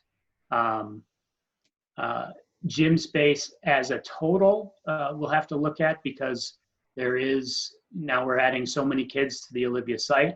Scheduling of gym is going to be have to be worked out amongst the staff and administration. And then, of course, there might be minor work to happen in some of the rooms at Olivia as well to get them classroom ready. So there's probably a lot of materials or let's say well-used equipment that can probably find better locations to be, and somebody will just have to go through and clean out the space. We did also determine, just to round out Lake Lillian, that Lake Lillian is not available. There is actually, it's being used as a residential building right now. And then I did mention the Bird Island wing. I did do some investigation quickly on that and determined that the mechanical system for the wing that I'm talking about, which is the west side of Bird Island, so the closest classrooms to the big gym, each classroom does have an independent heating unit in it, so it makes it the benefit of not having a building-wide ventilation system in Bird Island actually helps us here, because there isn't something that we'd have to do a lot of work to separate and change and modify, because each room just has a unit within it that provides the heat. So that is possible. I'm guessing though, the Bird Island building in that area, that's the art room, that's the, I believe it's an old foods lab style room. So there's probably going to be, if that option is considered, some work to maybe get them ready for just everyday classrooms. So again, if that's an option that the board says that they want the administration to pursue, then my thought is that we go through and actually put together what the actual plan for that specific area would be. But some of those, and again, I'm making these pros and cons on my own because it did come in so late at the last meeting that we didn't actually talk about it as a group, but I put together these pros and cons based on kind of what we talked about with the other options. Again, you're separating maybe 2 grades out of all of the grades to be over in Bird Island. So the same things kind of apply that the church situation would have, that, you know, you potentially could have staff moving back and forth between buildings. The kitchen, whether or not you'd want to actually operate a full kitchen in Bird Island for only 4 sections of students, you know, some of those same things do apply as well. So those were all the options we looked at that time. Again, I know it's a lot of information to kind of download and understand, but does the board have any questions, or maybe some of the other board members that were on the committee want to talk about how they felt the pros and cons discussion went and where we ended up? Yeah, Ryan, question for you. This is on back to the modular homes, modular buildings. Now, it's $20,035 a year per building, or how does that? Yeah, they broke it down like that. So it would be $20,035 per year per classroom. Okay, thank you. Ryan, onto that building, them temporaries. No, that's not including the piping and heat and everything getting to it, correct? Correct. So they do come with, I'll use a term, hopefully we're all from it. They come with a furnace in it, right? So, but you have to connect power and probably gas. I'm guessing it would be natural gas to the units. So there is some cost that will have to be incurred for that. And I don't know, I didn't go that far to try to estimate that at this point, not knowing where these would sit. That could vary quite a bit depending on where on site they would actually go. Now, if we connected them to the building, is there codes we have to abide by, or how does that work? Yeah, it gets pretty technical, and as of late, I'm even learning more right now based on this. If you connect them to the building, you now really have to make sure you're providing every code compliance that the building has. So your building is sprinkled, for instance, we would have to run sprinkler out into the building. You know, obviously ADA access, handicap access would have to happen either way. The security, once you're attaching it to the building, becomes a little bit even, it's difficult both ways. But if you're attaching it to the building, now we have to bring alarms and all that and tie it into the existing building and make sure that it's operating correctly. If you don't attach it to the building, it has to be a distance away where if the building walls were to collapse, they wouldn't hit each other. So if something were to happen and the outside wall of the Olivia campus building fell down, it would not crush any of the temporary classrooms. So it puts it that you can't butt it right up next to it unless you're literally going to attach it to the building. So that's one thing to consider. No, I had a question. I don't know if you looked into it or not, Ryan, would Schulte's home be willing to do anything for us or not? Oh, I have not contacted anybody yet. Again, I did some quick discussions with these temporary classroom companies and understanding that part of what we're up against and why we need to move somewhat quickly, if this is an option, is temporary classrooms, is getting them here, getting them set, and getting them ready to go by next fall. So all of a sudden we've only got basically 3.5 months before they'd have to be up and running and ready to go. So that's one of the things. Maybe to answer your question more specifically, Jeff, we can look at any different option for people that have this type of setup for sure. Okay, thank you. There is a pretty extensive state review to bringing temporary classrooms in. It is not,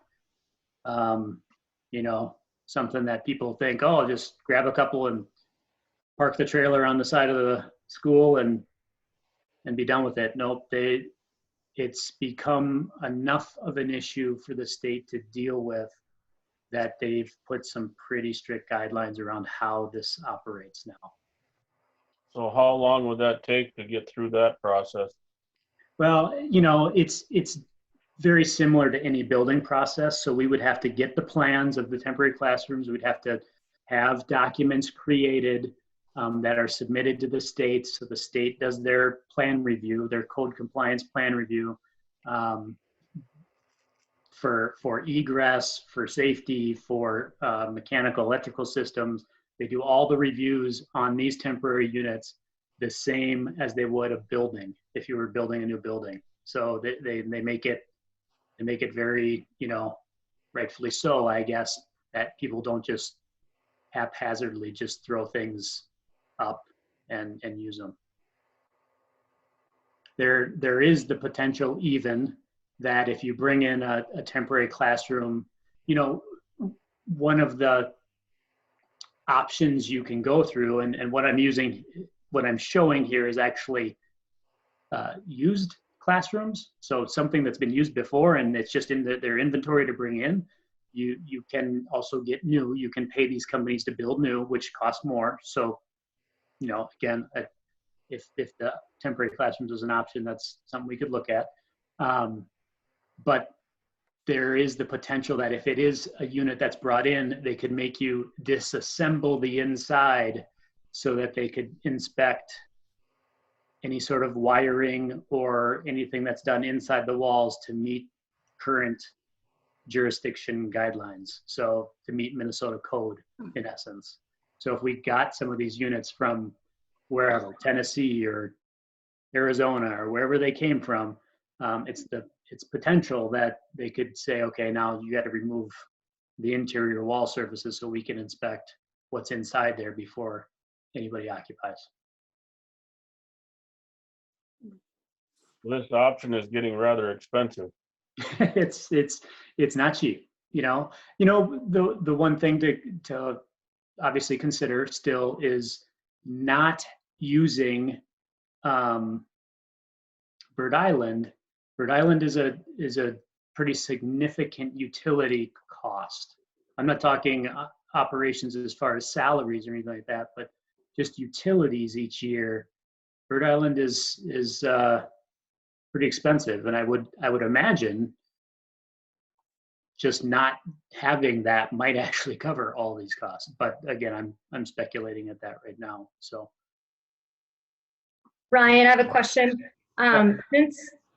Sorry, you have me on right now. Since your last meeting, it sounded like Mr. Rancho, you updated us in our board report that you challenged the principals to look further at the Olivia campus to see if in fact they would have enough space to move all the K-4 students over. Can you update us on that again, just kind of touching on those conversations? It sounded like there would be enough room on site. So that would be another addition to add to this report. yeah, I don't, how to fit it in, right? So for the summary of everybody else, after we went through this process and we do have what, after this committee, what they came up with as far as options to consider for the board. In the coming days thereafter that final meeting, it was discussed amongst the administrators, and I can let you guys jump in on that too, that knowing that we only need 4 classrooms, and I think now hearing that you had potentially one staff taking a leave of absence, so that reducing it to 3 classrooms, is there any way that those 3 classrooms could fit within the building if some creative scheduling or utilization of classrooms was used? And I think it was determined, and Jim can talk a little bit more about that. Yeah, when we were originally looking at this, we were first of all under the misconception that we were thinking that these building portable classrooms were going to cost maybe a one-time shot of maybe like 20 grand, and that's kind of what we were thinking. And when we heard that was far from what they were actually going to cost, we started looking, and I've got some rooms that for example, the ITV room. I didn't want to have to move that. However, that doesn't have to be in a big, large classroom. I can easily put the ITV room in a separate space and be a little creative with that, and it's not going to affect anything. So there were a couple rooms like that I didn't originally include, but when I saw how expensive this was going to be, I thought, no, we can do without that. So, and I think that's I'll interject here, Ryan, and this kind of came about after this meeting that next day, and the Friday.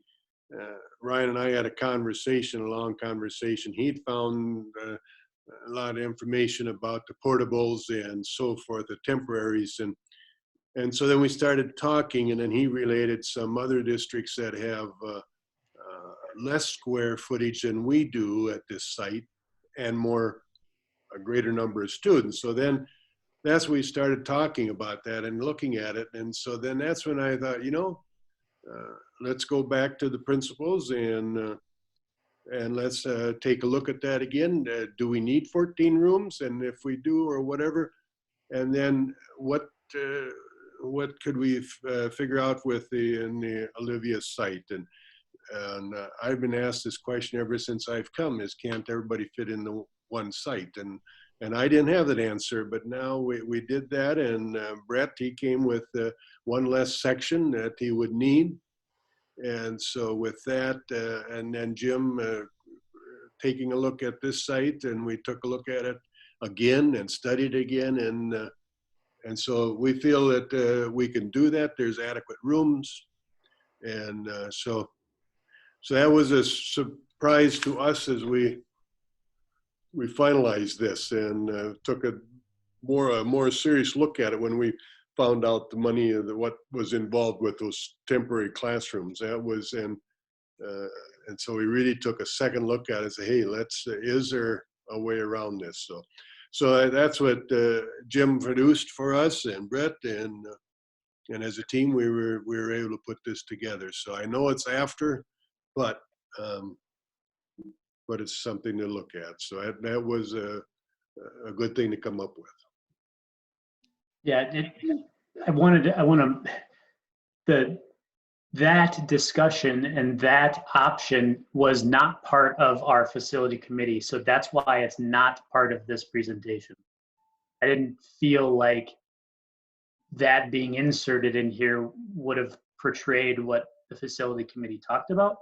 So I didn't want to confuse people with that. Hopefully that's not confusing. This is what the facility committee, so if you look at the meeting minutes and what we did, this is what the facility committee looked at. After the facility committee meeting is when that space was determined that the students could fit within in the building. So that is something to consider. Had that been available information to the facility committee, I would assume, at least from my standpoint, that would have probably been the way that we would have said makes sense to pursue. Everybody else can answer for themselves, but it seems to make sense. It's a pretty significant operational savings. It keeps all the kids within a building secured as they are every day. It just seems to make a lot of sense, but that's for the board to continue to Can I vet out. just ask a quick question? And then to Jim or Derek or Ryan, how is it a concern with the amount of gym space with having everyone up in the Olivia campus? What we would look at, we've got the third gym that we don't use very often, the wrestling gym. Yep. And we looked at the floor itself, and at some point they built a plywood, I don't know, cushion type floor underneath the wrestling mat itself. So we'll have to leave the mat down, but the kids are always really good about taking shoes off when they go in there. And yeah, it's not ideal, but we'll just have to work around it. Okay. And we actually learned from this year, we've got a Phy Ed class that meets during lunch. We've already decided we're not doing a Phy Ed class during lunch. That's a nightmare. So yeah, we're learning as we go. Thank you. So Jim or Dale, maybe you guys can answer this, or Derek, whatever. Are the rooms viable for the size, enough for the size for the kids we need in them, or not? Are we still looking at putting the high school in some of those rooms, or are we putting the elementary in some of those rooms? I don't see, the way I've got it set up right now, I don't think we have to move any of the high school teachers except for one. And so I'm not concerned about that. So we would have enough room for the elementary. Yeah. Oh, absolutely. Yeah. Those are they're regular classrooms. They're not divided rooms or anything like that. There's just they're regular rooms that we've got that are intended to be a regular classroom. So I think what Jim is saying is that that wouldn't be a problem with bringing them in. Okay. Mr. Benson, Brett, for the elementary classes, you were, or the ECFE, excuse me, you were mentioning the room they needed. Will that affect that in any way or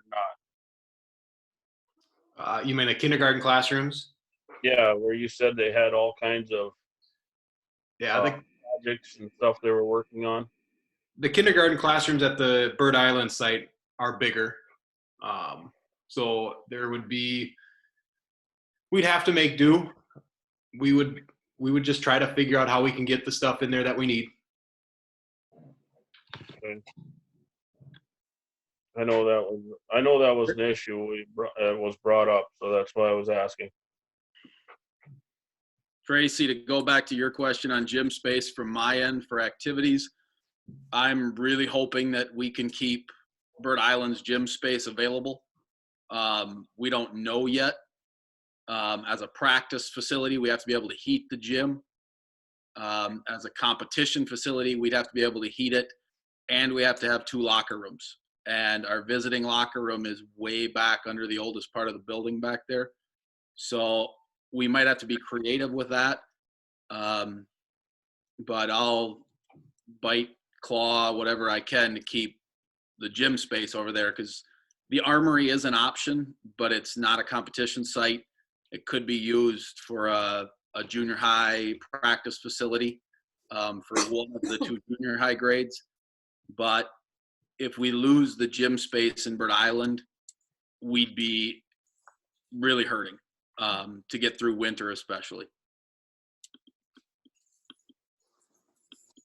It does appear, at least on paper, that the gym space should be its own heating unit. So theoretically, on paper, it should be something to be able to be separated. Again, you know, whatever the direction is moving forward here, there would have to be some understanding and thought put into how that building would be occupied. Because if it is occupied, you're going to run into the same, you have to keep all the same code compliance things, you know, there too. So it isn't as necessarily as easy as just turning the heat on. That might be easy, but means of egress, access in and out, things like that, restrooms, those types of amenities would still need to be provided, not necessarily locker rooms. So if the practice was a you know, a help, that might be the way to go as opposed to competition. But it looks like, again, on paper, that the heating can go. The state will weigh in a little bit more on how you could actually occupy that space. So we have to do some homework there. Would we So want? Derek, with what Ryan, I'm sorry, Jeff, say that again. so Derek, with what Ryan just had mentioned, would that gym space in Bird Island, would that be used for competition or would it be used for practice? Well, if it's possible, we would use it for both. But what Ryan is saying is, you know, when you're doing the construction or the demolition or whatever would be done over there, I assume, Ryan, not to put words in your mouth, but that it might not be as easy as just isolating that part of the building with some of the bowels being worked on.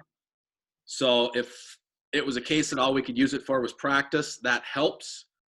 Some schedules would have to be maneuvered a little bit. Some events, dates might have to be moved.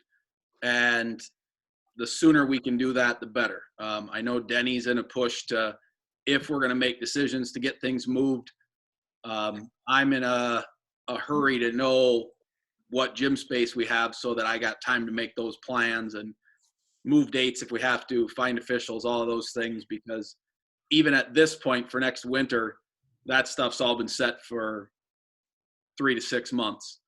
So to go back and get a lot of change will be tough.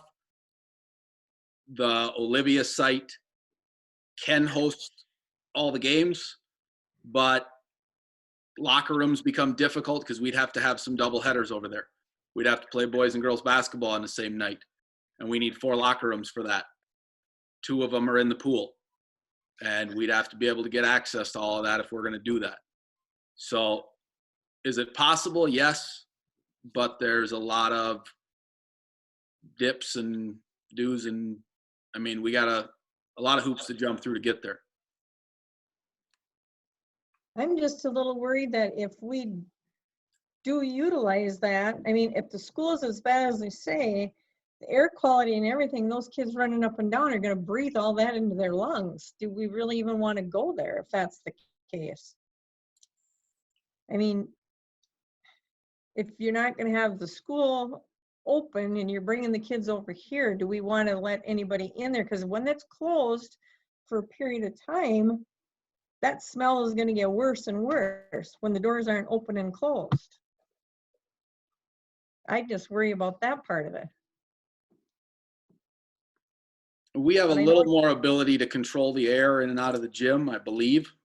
Denny, Ryan, you might be able to speak to that a little bit better, but my understanding is that's a little more controllable just because we've got some direct access out to outside air, and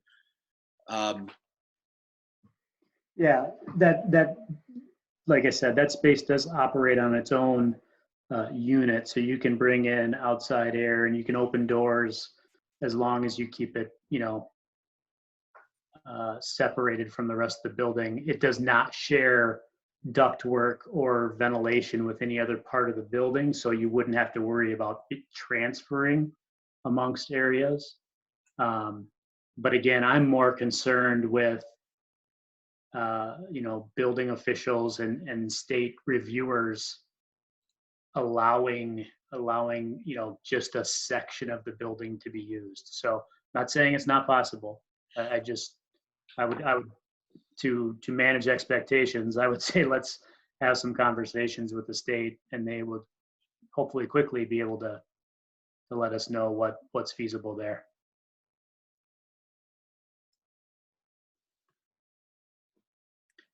So I know this is probably, I just want to quickly get through the rest of this presentation, and there's probably going to be some more discussion at the end, but just wanted to show you this other stuff that the group discussed.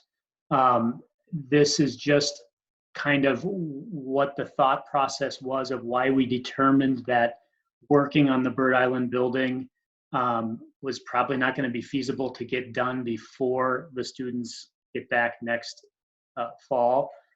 This is based on our assessment that was completed last year, so this is not new information. This is a year old at this point. But I kind of broke out into two feasible scenarios, and I'm not even sure if the bottom is feasible, but if we try to do as bare minimum as possible, those are the line items I picked out of the assessment report, and the dollar amounts equal there. So, and this is nothing in either of these scenarios to provide new paint all throughout the building, or provide updated restrooms, or fixing anything like that. This is to address building envelope, meaning the roof, walls, doors, windows, and then the heating system or ventilation system within the building. So that's what totals up to 13.7. And then backing off of that and saying, okay, let's do everything but the mechanical and electrical system stuff. And again, I don't know if that's feasible. Again, the state could step in and say, you're doing a pretty big renovation there, you've got to bring the whole building up to code. That would be what I would assume they would say. But if they didn't, there's, again, based on the numbers here, about $3.2 million for just the envelope and fixing what I deem, to get the building not to leak anymore. So knowing that we're working with $3.2 to $13 million, that's not something that we're going to design, procure all the materials, and install by next September. So that perpetuated the conversation that something needs to happen with where the instruction is going to take place. Sorry, I'm not showing that very effectively. But this information, again, is what we feel or expect the board would say, we need to find out exactly what needs to be done with the building and exactly how much it costs. So I'm prepared, I think the facility committee is prepared to bring in architects, bring in contractors, bring in everybody we need to bring in to put together a plan of that building to maybe short term, 1 or 2 years, what it is, or long term, how that put that building back together long term. I've gone through a lot of that work and reported on that a few different times via task force, via the board. I understand people in the communities don't believe some of this. I totally get it. I don't take offense to it. It doesn't hurt my pride. People, it's tough to understand. So that's why I'm saying a parallel path, and let's get the people who feel anybody that feels is appropriate, let's dig it apart. Let's dig into it and figure it out, and determine what it is to happen to Bird Island. So, but that can happen on a parallel path as figuring out where the kids should go next year. So, in summary, the committee wanted to recognize very much so that both churches were willing to work with the district to help the situation. You know, they want them to know that you know, their service or their assistance is greatly appreciated. At the time, the committee did feel the simplest solution was to pursue temporary classrooms at the Olivia Secondary School. And the committee is willing to continue to analyze short and long-term use of the Bird Island Elementary building, including further investigation if a wing and a gym for the next school year could be used if desired by the board. And the committee understands that it's the board that's making the decision, not the committee. So that was it. Thanks, Ryan. Thank you, Ryan. Thank you. With that being said, Jill, I'd like to make a motion to approve moving the four students to, with the new information we've been told, that they can fit everybody into the Olivia campus for temporary use. Okay. I'll second that motion, Jill. Yes.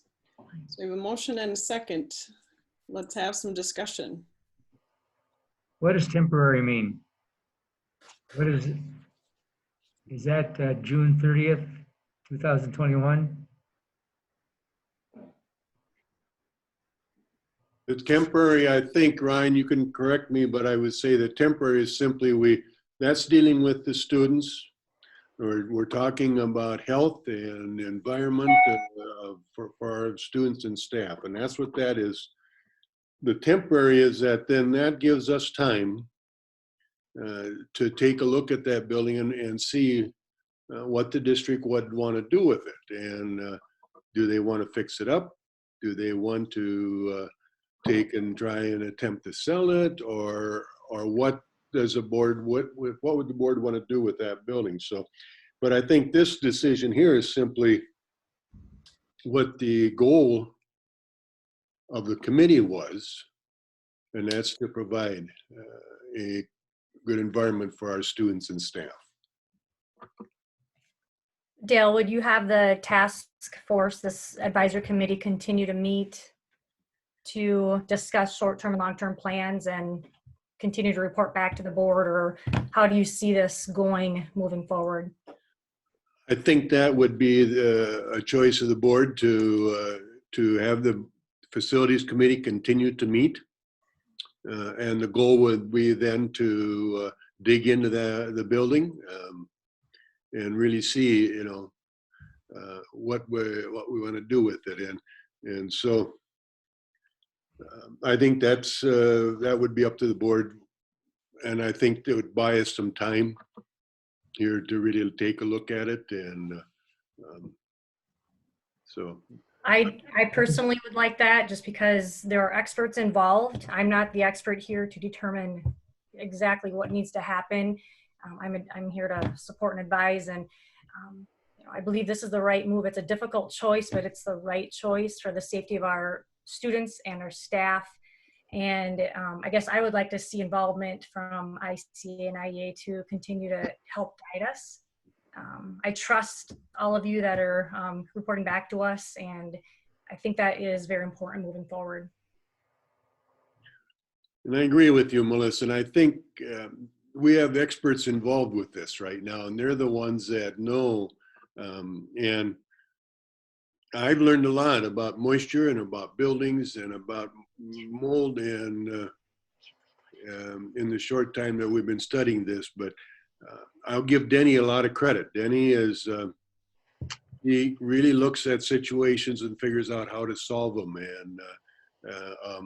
And I think he's brought out a lot of things with our buildings, both buildings, that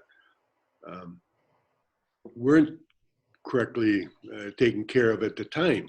But that's all in the past, and we can't bring that out here. So, but I think he is very sharp in facilities and construction, and so I think, but we go back to the committee, the goal of the committee, and that's what we set that goal first, and before we even got into any of the details that Ryan has brought to us. And so, and we've had others, outside individuals, that have come and done evaluations of it since. So, so I think there's a lot of information there that we've found lately too. So, Just to add on, I think the committee itself should take a visit to the Olivia School just to see what we're asking the students to adapt to. I'm cool with that, John. and there's nothing wrong with that. It'd be good. We get to have the facility committee come in, we do a walkthrough. And now is a good time because there's any students here. Right. So you can see the rooms that's available. Right. Good idea. All right, any further discussion on this? Do we get any kind of definition, or someone would I like think to- temporary is until you guys, you're still going to meet your committee and figure out what's gonna happen. Okay. Okay? Yep. All right, let's vote here. We need to keep moving. I wanna get home before 10, so, if possible. So, all in favor, say aye. Aye. Aye. Any opposed, say nay. I You have to abstain. have roll call vote, Jill? We can. Oh my gosh, I you think you guys. need to have one. We needed to have a roll call vote this whole Right. meeting. Yes, All right. thanks. Yep. Thanks for reminding me of that, Dale. All right. Tracy Bookdall, Aye. Jamie Boleen, Aye. John Desatel. Aye. Okay, Melissa, can I ask again, what am I voting on, please? you are approve. Okay, I'm going to read the motion one more time. Okay. Go ahead. Jamie made the motion to approve moving the K-4 students to the Olivia campus and temporarily close the Rhode Island Elementary School building for educational programs. It was motion that was made and seconded. Can you hear me, Jill? Yep, I can. I'm not to you yet, Jeff. Okay. No, I know. I don't know if you Okay, could hear me. I am sorry. This is threw me off my game. We need to have roll call votes on all of this. So, okay, let's see. John, you were an aye. I'm Melissa? gonna change that to a no. Okay. Melissa? Yes, aye. Jeff? Aye. Okay, Sandy? Aye, and I agree to the temporary until we can figure out what's wrong with the buildings, or Right. what we're gonna do with the building, I should. Yep, that's happen. So, okay. I myself, I am an aye. So motion carries 6-1. Point of clarity is that my vote was based on the fact that temporary can't be defined. That's just the way Your I know committee we is still, made some committee is attempt. still doing your work. Yes, So I know. that would be temporary. So, all right, we're gonna move on to number 4. Jill, Yes. Jill. Do we need a motion on that discussion of continuing with the committee to? No, I don't think we do we? I don't know. I'm just asking. No, I don't think. I think you guys can still go about your work without having it to be a board directive, right? It was, Yeah. I advised it to Mr. Bransoy. I mean, it's something that I would like to see happen. You so- guys are gonna have committee meetings anyway, Right. correct? I mean, so that doesn't really fall outside of. But Okay, I just wanted. what we can do is have the facilities committee meet, and then we'll have that discussion and then move on. But again, it's just a committee. They do not have a quorum. They do not have any power. And it's a committee is strictly for advising. And so I think we have to keep that in mind. And sometimes we forget that. But the committee does not have any power. And the board, they just report back to the board. Okay, that's fine. I just wanted to ask the question. Nope, thank you. Sorry, Jeff, I'm just still a little irritated with myself that I forgot the whole roll call vote thing. That's just. Well, don't worry about it. I know, it's unexcusable though. So I will do better here. All right, so moving on to number 4, approve the school calendar for school year 2020-2021. It's enclosure number 1. So I'll make that motion, Jill. All right, motion is made by Sagadol and seconded by Desitel, correct? All right, any discussion about the calendar? I guess the only thing I'd like to mention is that we can't forget, and I know it's unusual circumstances this year, but it is generally a meet and confer item also. Yes, Mr. Bransoy will take care of that. Okay, thank you. Just to clarify a little quick, John, I know that it was supposed to have done, had that, and administrative put it together, gave it to the teacher reps, and they handed it back to us, and we put it together. And because of the situation, the thing that the board needs to look at is the 181 teacher days and 172 student days. That's really what the board establishes, is the number of days, and then the administrative team and the staff put in the days. So, but that's right, and we could have a meet and confer. There's no problem of it, but with the present situation, we don't have a lot of face-to-face meetings, so we can do it this way. Yeah, if you can schedule a Zoom meeting and get that done, that would be wonderful. I'm not saying we need to get it done. It just as a reminder that for the No, future. I know, but let's just get it done and be official so no one can come back and say anything. So I'm not going to come back and say anything. no, I'm not saying you. I'm just saying anyone. Because there's other. Dale, is there anything, Dale, in here that's changed differently from last year? I don't think I saw anything, but No, not really. It's pretty much corresponding dates, and so depending on where Christmas falls, and right, that is about the only flexibility you got. But there's not a lot of flexibility in the schedule, and yeah, so, and I didn't see Yeah, anything that you're right. caught my eye, but I just thought maybe I'd ask. Okay. All right, Thank anything you. else? All right, hearing nothing else, we will vote, and by roll call vote, Melissa. Aye. Jeff. Aye. John. Aye. Sandy. Aye. Jamie. Tracy. Aye. Now myself, I am an aye, so motion carries. Moving on to number 5, approve the policy number 208, development, adoption, and implementation of policies. This is enclosure number 2. It's been the second reading of it, so we will go ahead and approve it tonight. I'll make a motion. Motion is made by Benson. Second, Sagadol. Seconded by Sagadol. Any questions or discussion on this policy? Hearing nothing, we'll vote, and we'll start with Sandy. Aye. Jamie. Aye. Jeff. Aye. John. Aye. Tracy. Aye.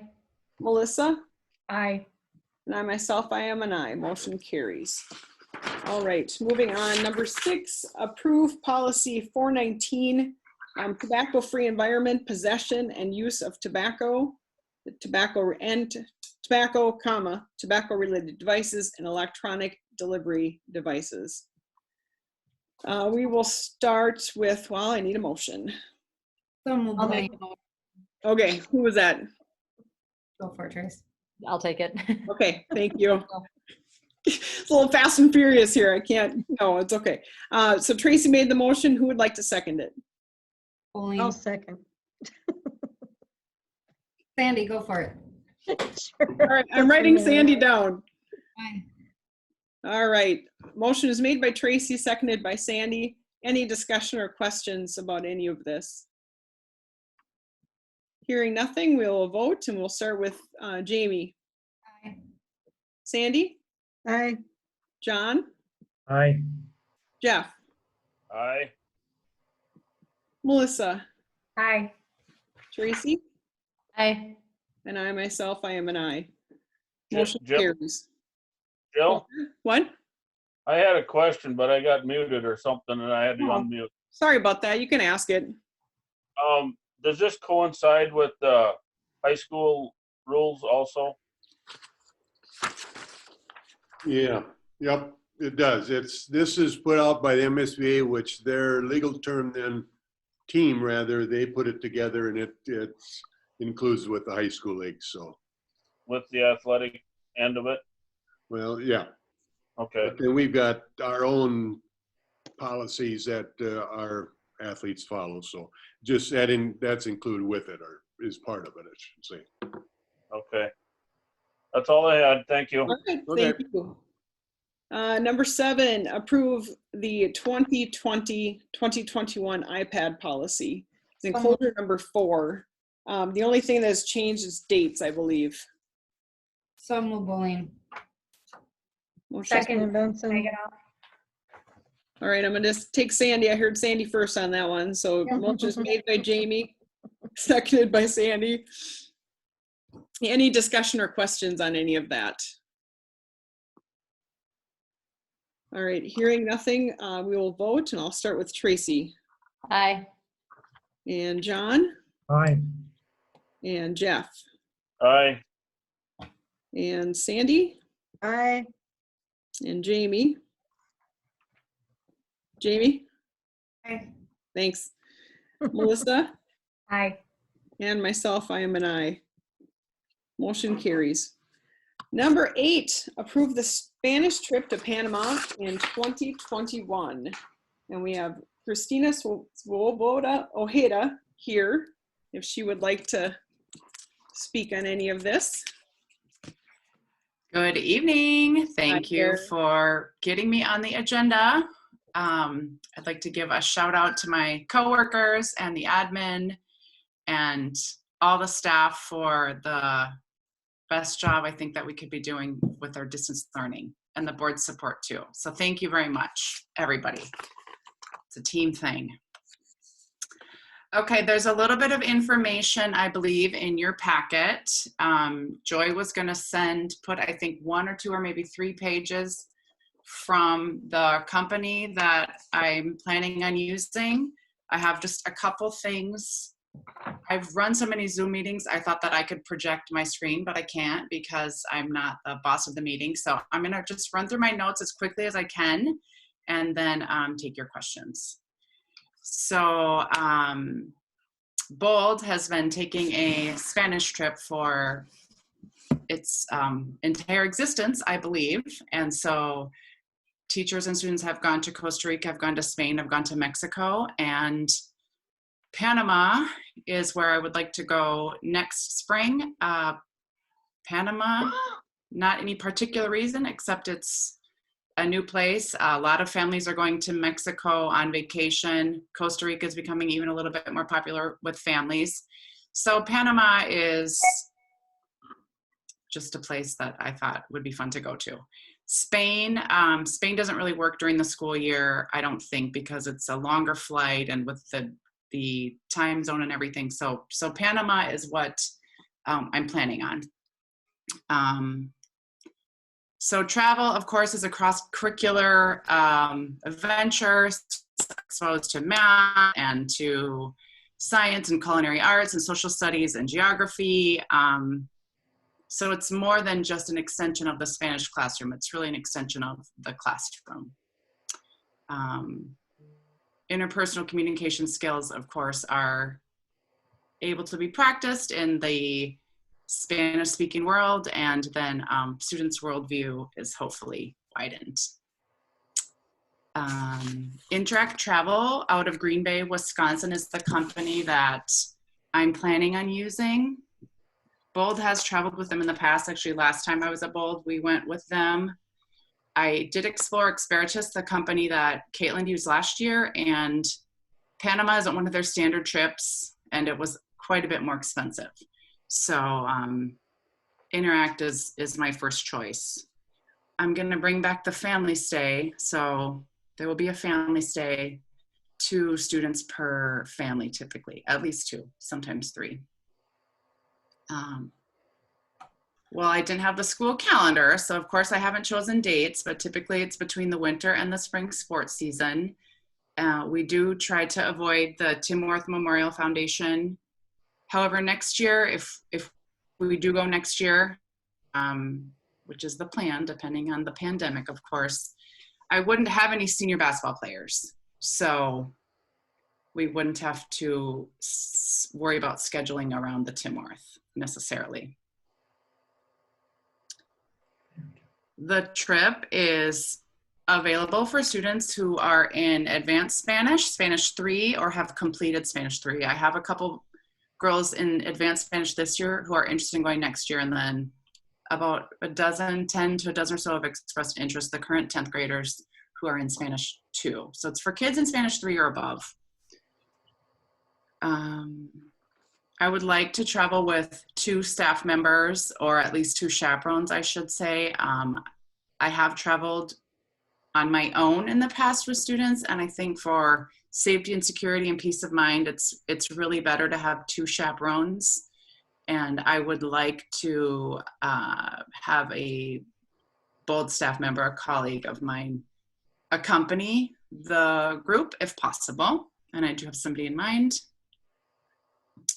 I'm also asking for support for a school bus to get us to the airport and back. And that is something that has been provided in the past. I don't know if it's in the regular budget. I don't think it is an expenditure that happens every 2 years. That's a separate issue, but I would like that to maybe be discussed at some point as something that can be budgeted so that don't have to necessarily ask for it every 2 years.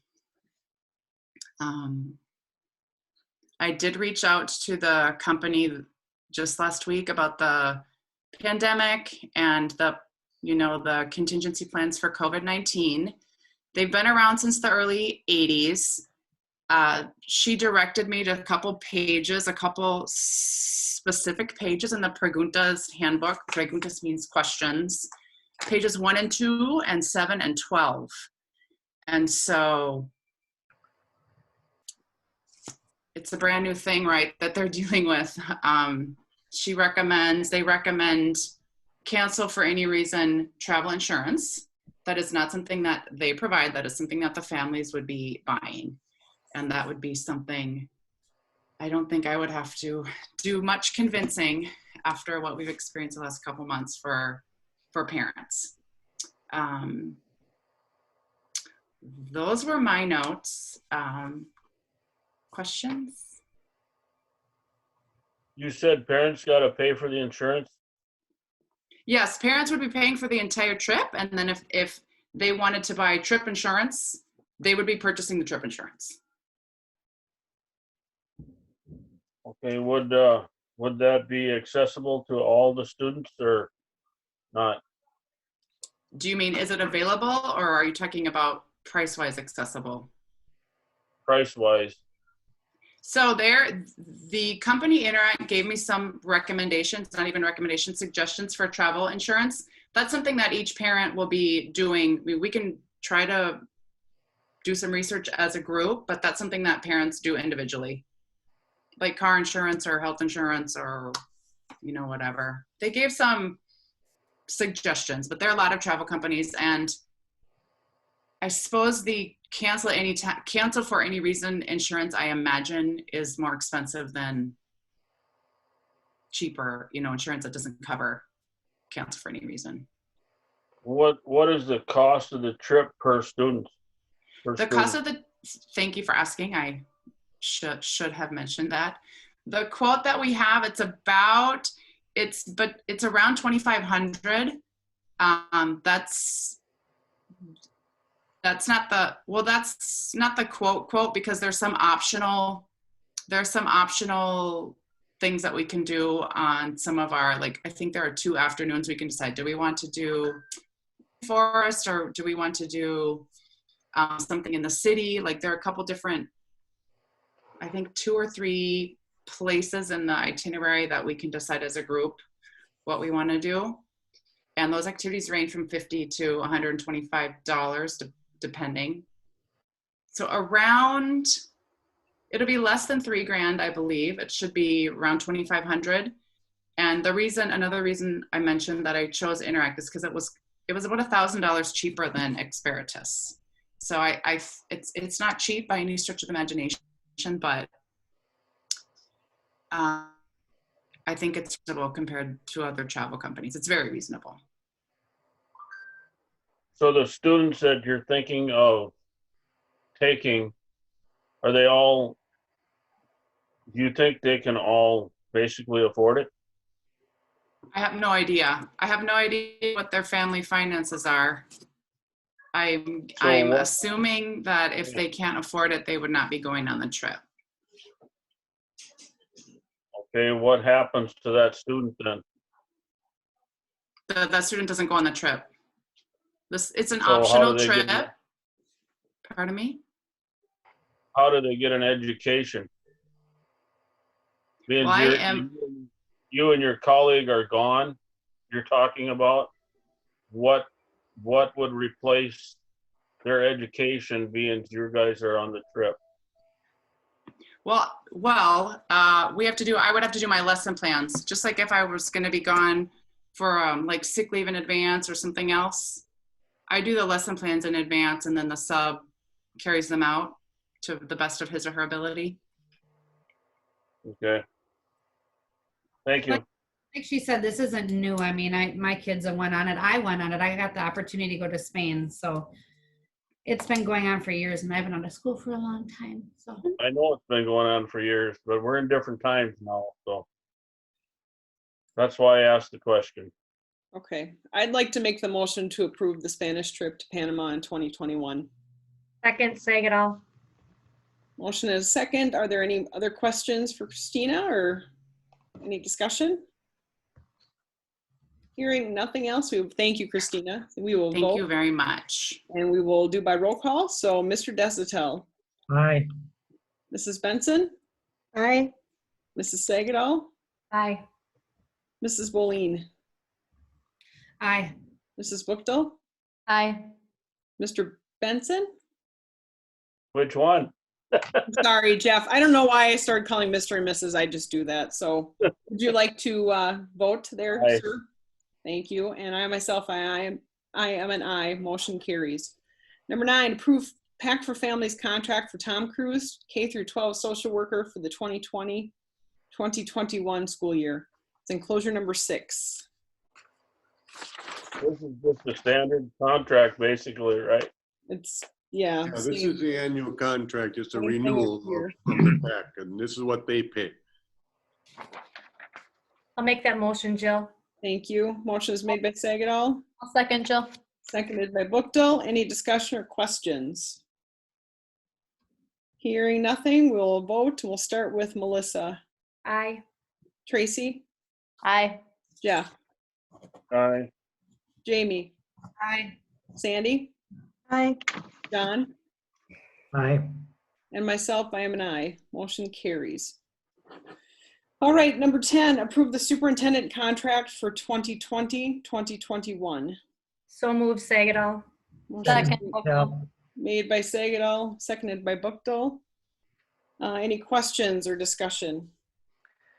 Yeah, one time I go back, this is about the same time we started looking for a superintendent a year and a half ago. And we were going to try an interim position and then come back to it and see what we wanted to do if it met our needs. That's not a reflection on the person, but it's just where the full-time principal offers more opportunities. So apparently that has not happened this year. Full-time superintendent, maybe? You said principal, just. I'm sorry, superintendent, yes. Okay, I just want to make sure we're on the same page. So that is something to work for, right? That's what I thought was going to happen, but yes, it is something to work for. We've had a few things on our yes, list I understand. So yes, that's definitely something to come out of this year for sure. Right. So any other questions or discussion? I just think we kind of have to be fair to Dale too, because when he did come on, he came on as an interim and he keeps coming back, which is fine. Well, But we kind of leave him hanging every year thinking, because he had mentioned before that he's only here till we find somebody, but I don't think we've tried very hard. So I just want Dale, I don't want him to feel like we're using him, kind of using him a little bit by just not doing anything. Right. Yep. Nope. We will. All of those are good notes, and we will work on that as a board. That's what we're supposed to be doing. Any other questions or discussion? All right. Hearing nothing else, we'll vote, and we'll start with Jeff. Oh, Dale, you got me at a quandary here. Aye. Thank you. Sandy? Aye. Melissa? Aye. Tracy? Aye. John? Nay. Jamie? Aye. And myself, I am an aye. Motion carries 6-1.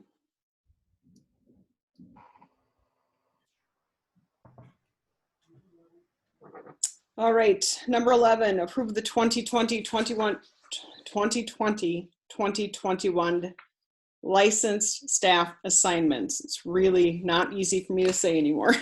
Enclosure number 8. So moved, Desitel. Motion is made by Desitel.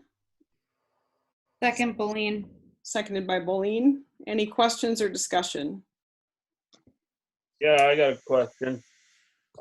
With this, if we're planning on moving the students, do these teachers got an idea where they're going yet or not, or what? Brett, do you want to address that, or I can? No, I can.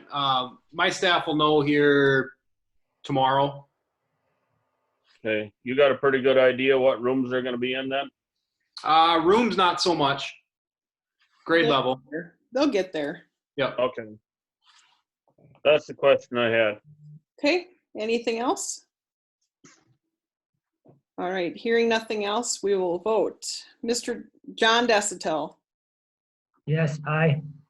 Melissa. Aye. Sandy. Aye. Jamie. Aye. Jeff. Aye. Tracy. Aye. And I myself, I am an aye. Motion carries. All right, moving on. Number 12, recommendation to hire 2 to 3 summer workers for the custodial department to help with cleaning. I'll make the motion. Motion is made by Jeff Benson, I'll second. seconded by Tracy Bookdale. Any questions or discussion on that? On what campus?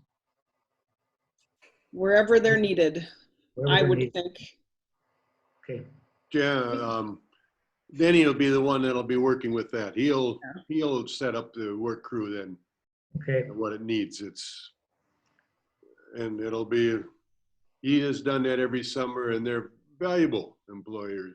So, but that'll be Denny's job. Do we know? I just want to know location. That's fine. He'll take care of it. Yep. Any other questions? Do we know the dollar amount? Are you on board, Denny? He's probably gone. I do not know. And I'm sure it's at the same rate that they've been hired at in the past. Yeah. Okay. He's there and nodding his head yes. All right. Yes. And a thumbs up. Okay.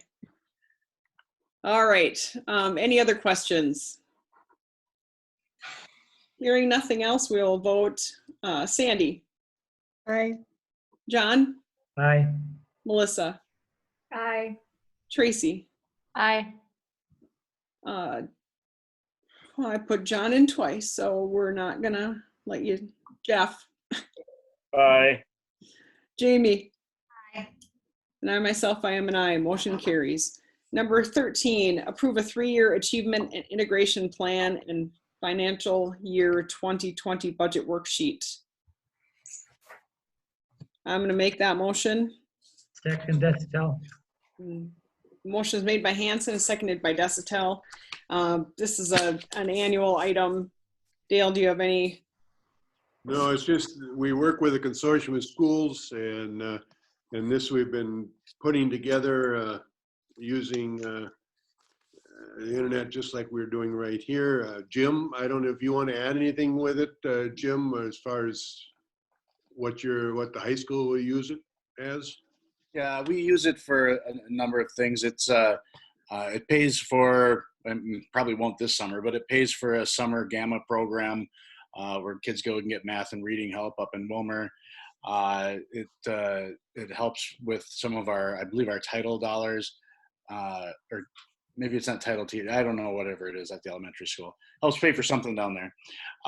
And then it pays for, every year it pays for some different supplies or manipulatives or things for math and English. All right, any other questions? Are those the only schools you work with, Jim, or is there more in there, or is it just like the north western part, or what? Yeah, so Wilmer is what's considered a racially isolated district, and then we're the neighboring districts. So the idea is to do some different things to try to get people working a little more with one another in different districts. So that's kind of where this stems from. Okay. Thank you. Thank you. Anything else? All right, we will vote here. John. Aye. Melissa. Aye. Tracy. Aye. Jeff. Aye. Jamie. Aye. Sandy. Aye. And I myself, I am an aye. Motion carries.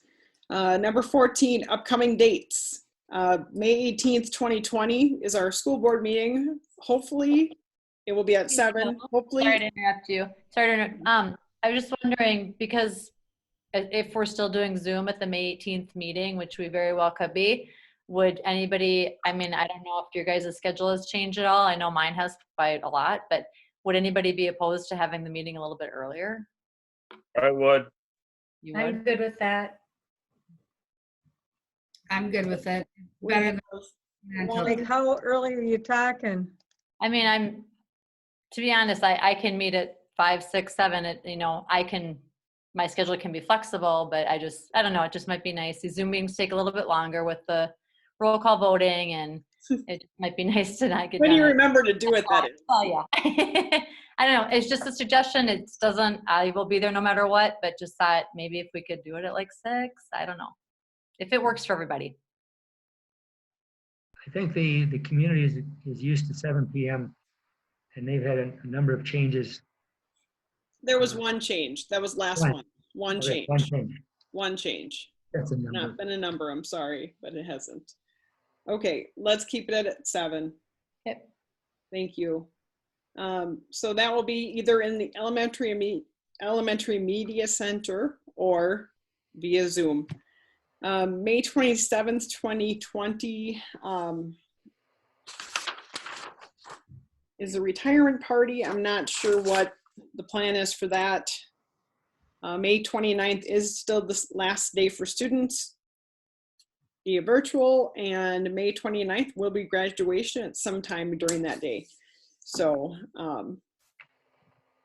that's what All we these dates here are just what's on the calendar now, and they're with the situation we're in right now. I even thought of just pulling them off, but we'll have to look at the board meeting. Very likely it'll be just like this at this point, and the others will have to retirement party. I don't know what we'll do with that. Yep. And then Jim is taking care of the graduation, so we'll follow up with that. So, but just keep them on your calendars. Something's going to take place, and so be aware of that. Jim, do they have stipulations on things you can and can't do, or is it just kind of go by what you're thinking or what?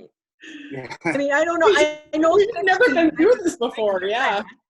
Yeah, the things that we have to really just keep in mind is, we can't do things that attract large groups of people, and we have to keep them apart. And one of the things we're going to be doing is we're going to do the senior class picture, which just kept getting pushed off, and then all of a sudden it's now nearly impossible. But we've got to get this picture taken, so we're going to do it on the football field, but we're going to have to try to figure out a way to, we're going to keep everybody apart. Mrs. Gross had some really fun ideas about doing a serious picture and then maybe a secondary picture with everyone wearing masks or something. But so there aren't really requirements so far from the state as there are. We really have to be responsible and set a good example. You were talking about that parade, Jim. I think that would be a good idea if you could figure out that somehow.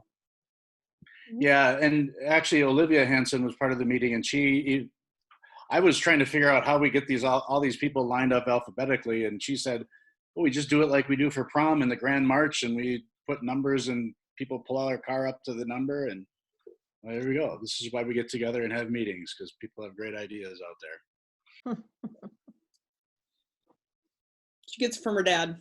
Yeah. All right. Moving on. I would really like to adjourn. So if somebody could, I'm just going to make a motion to adjourn. So move.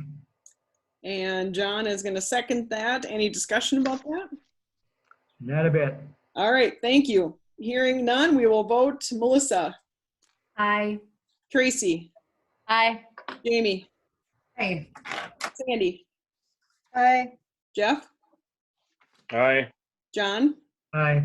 And I myself and I am, and we are adjourned at 9:46 p.m. Thank you all so much for attending and have a wonderful rest of your evening.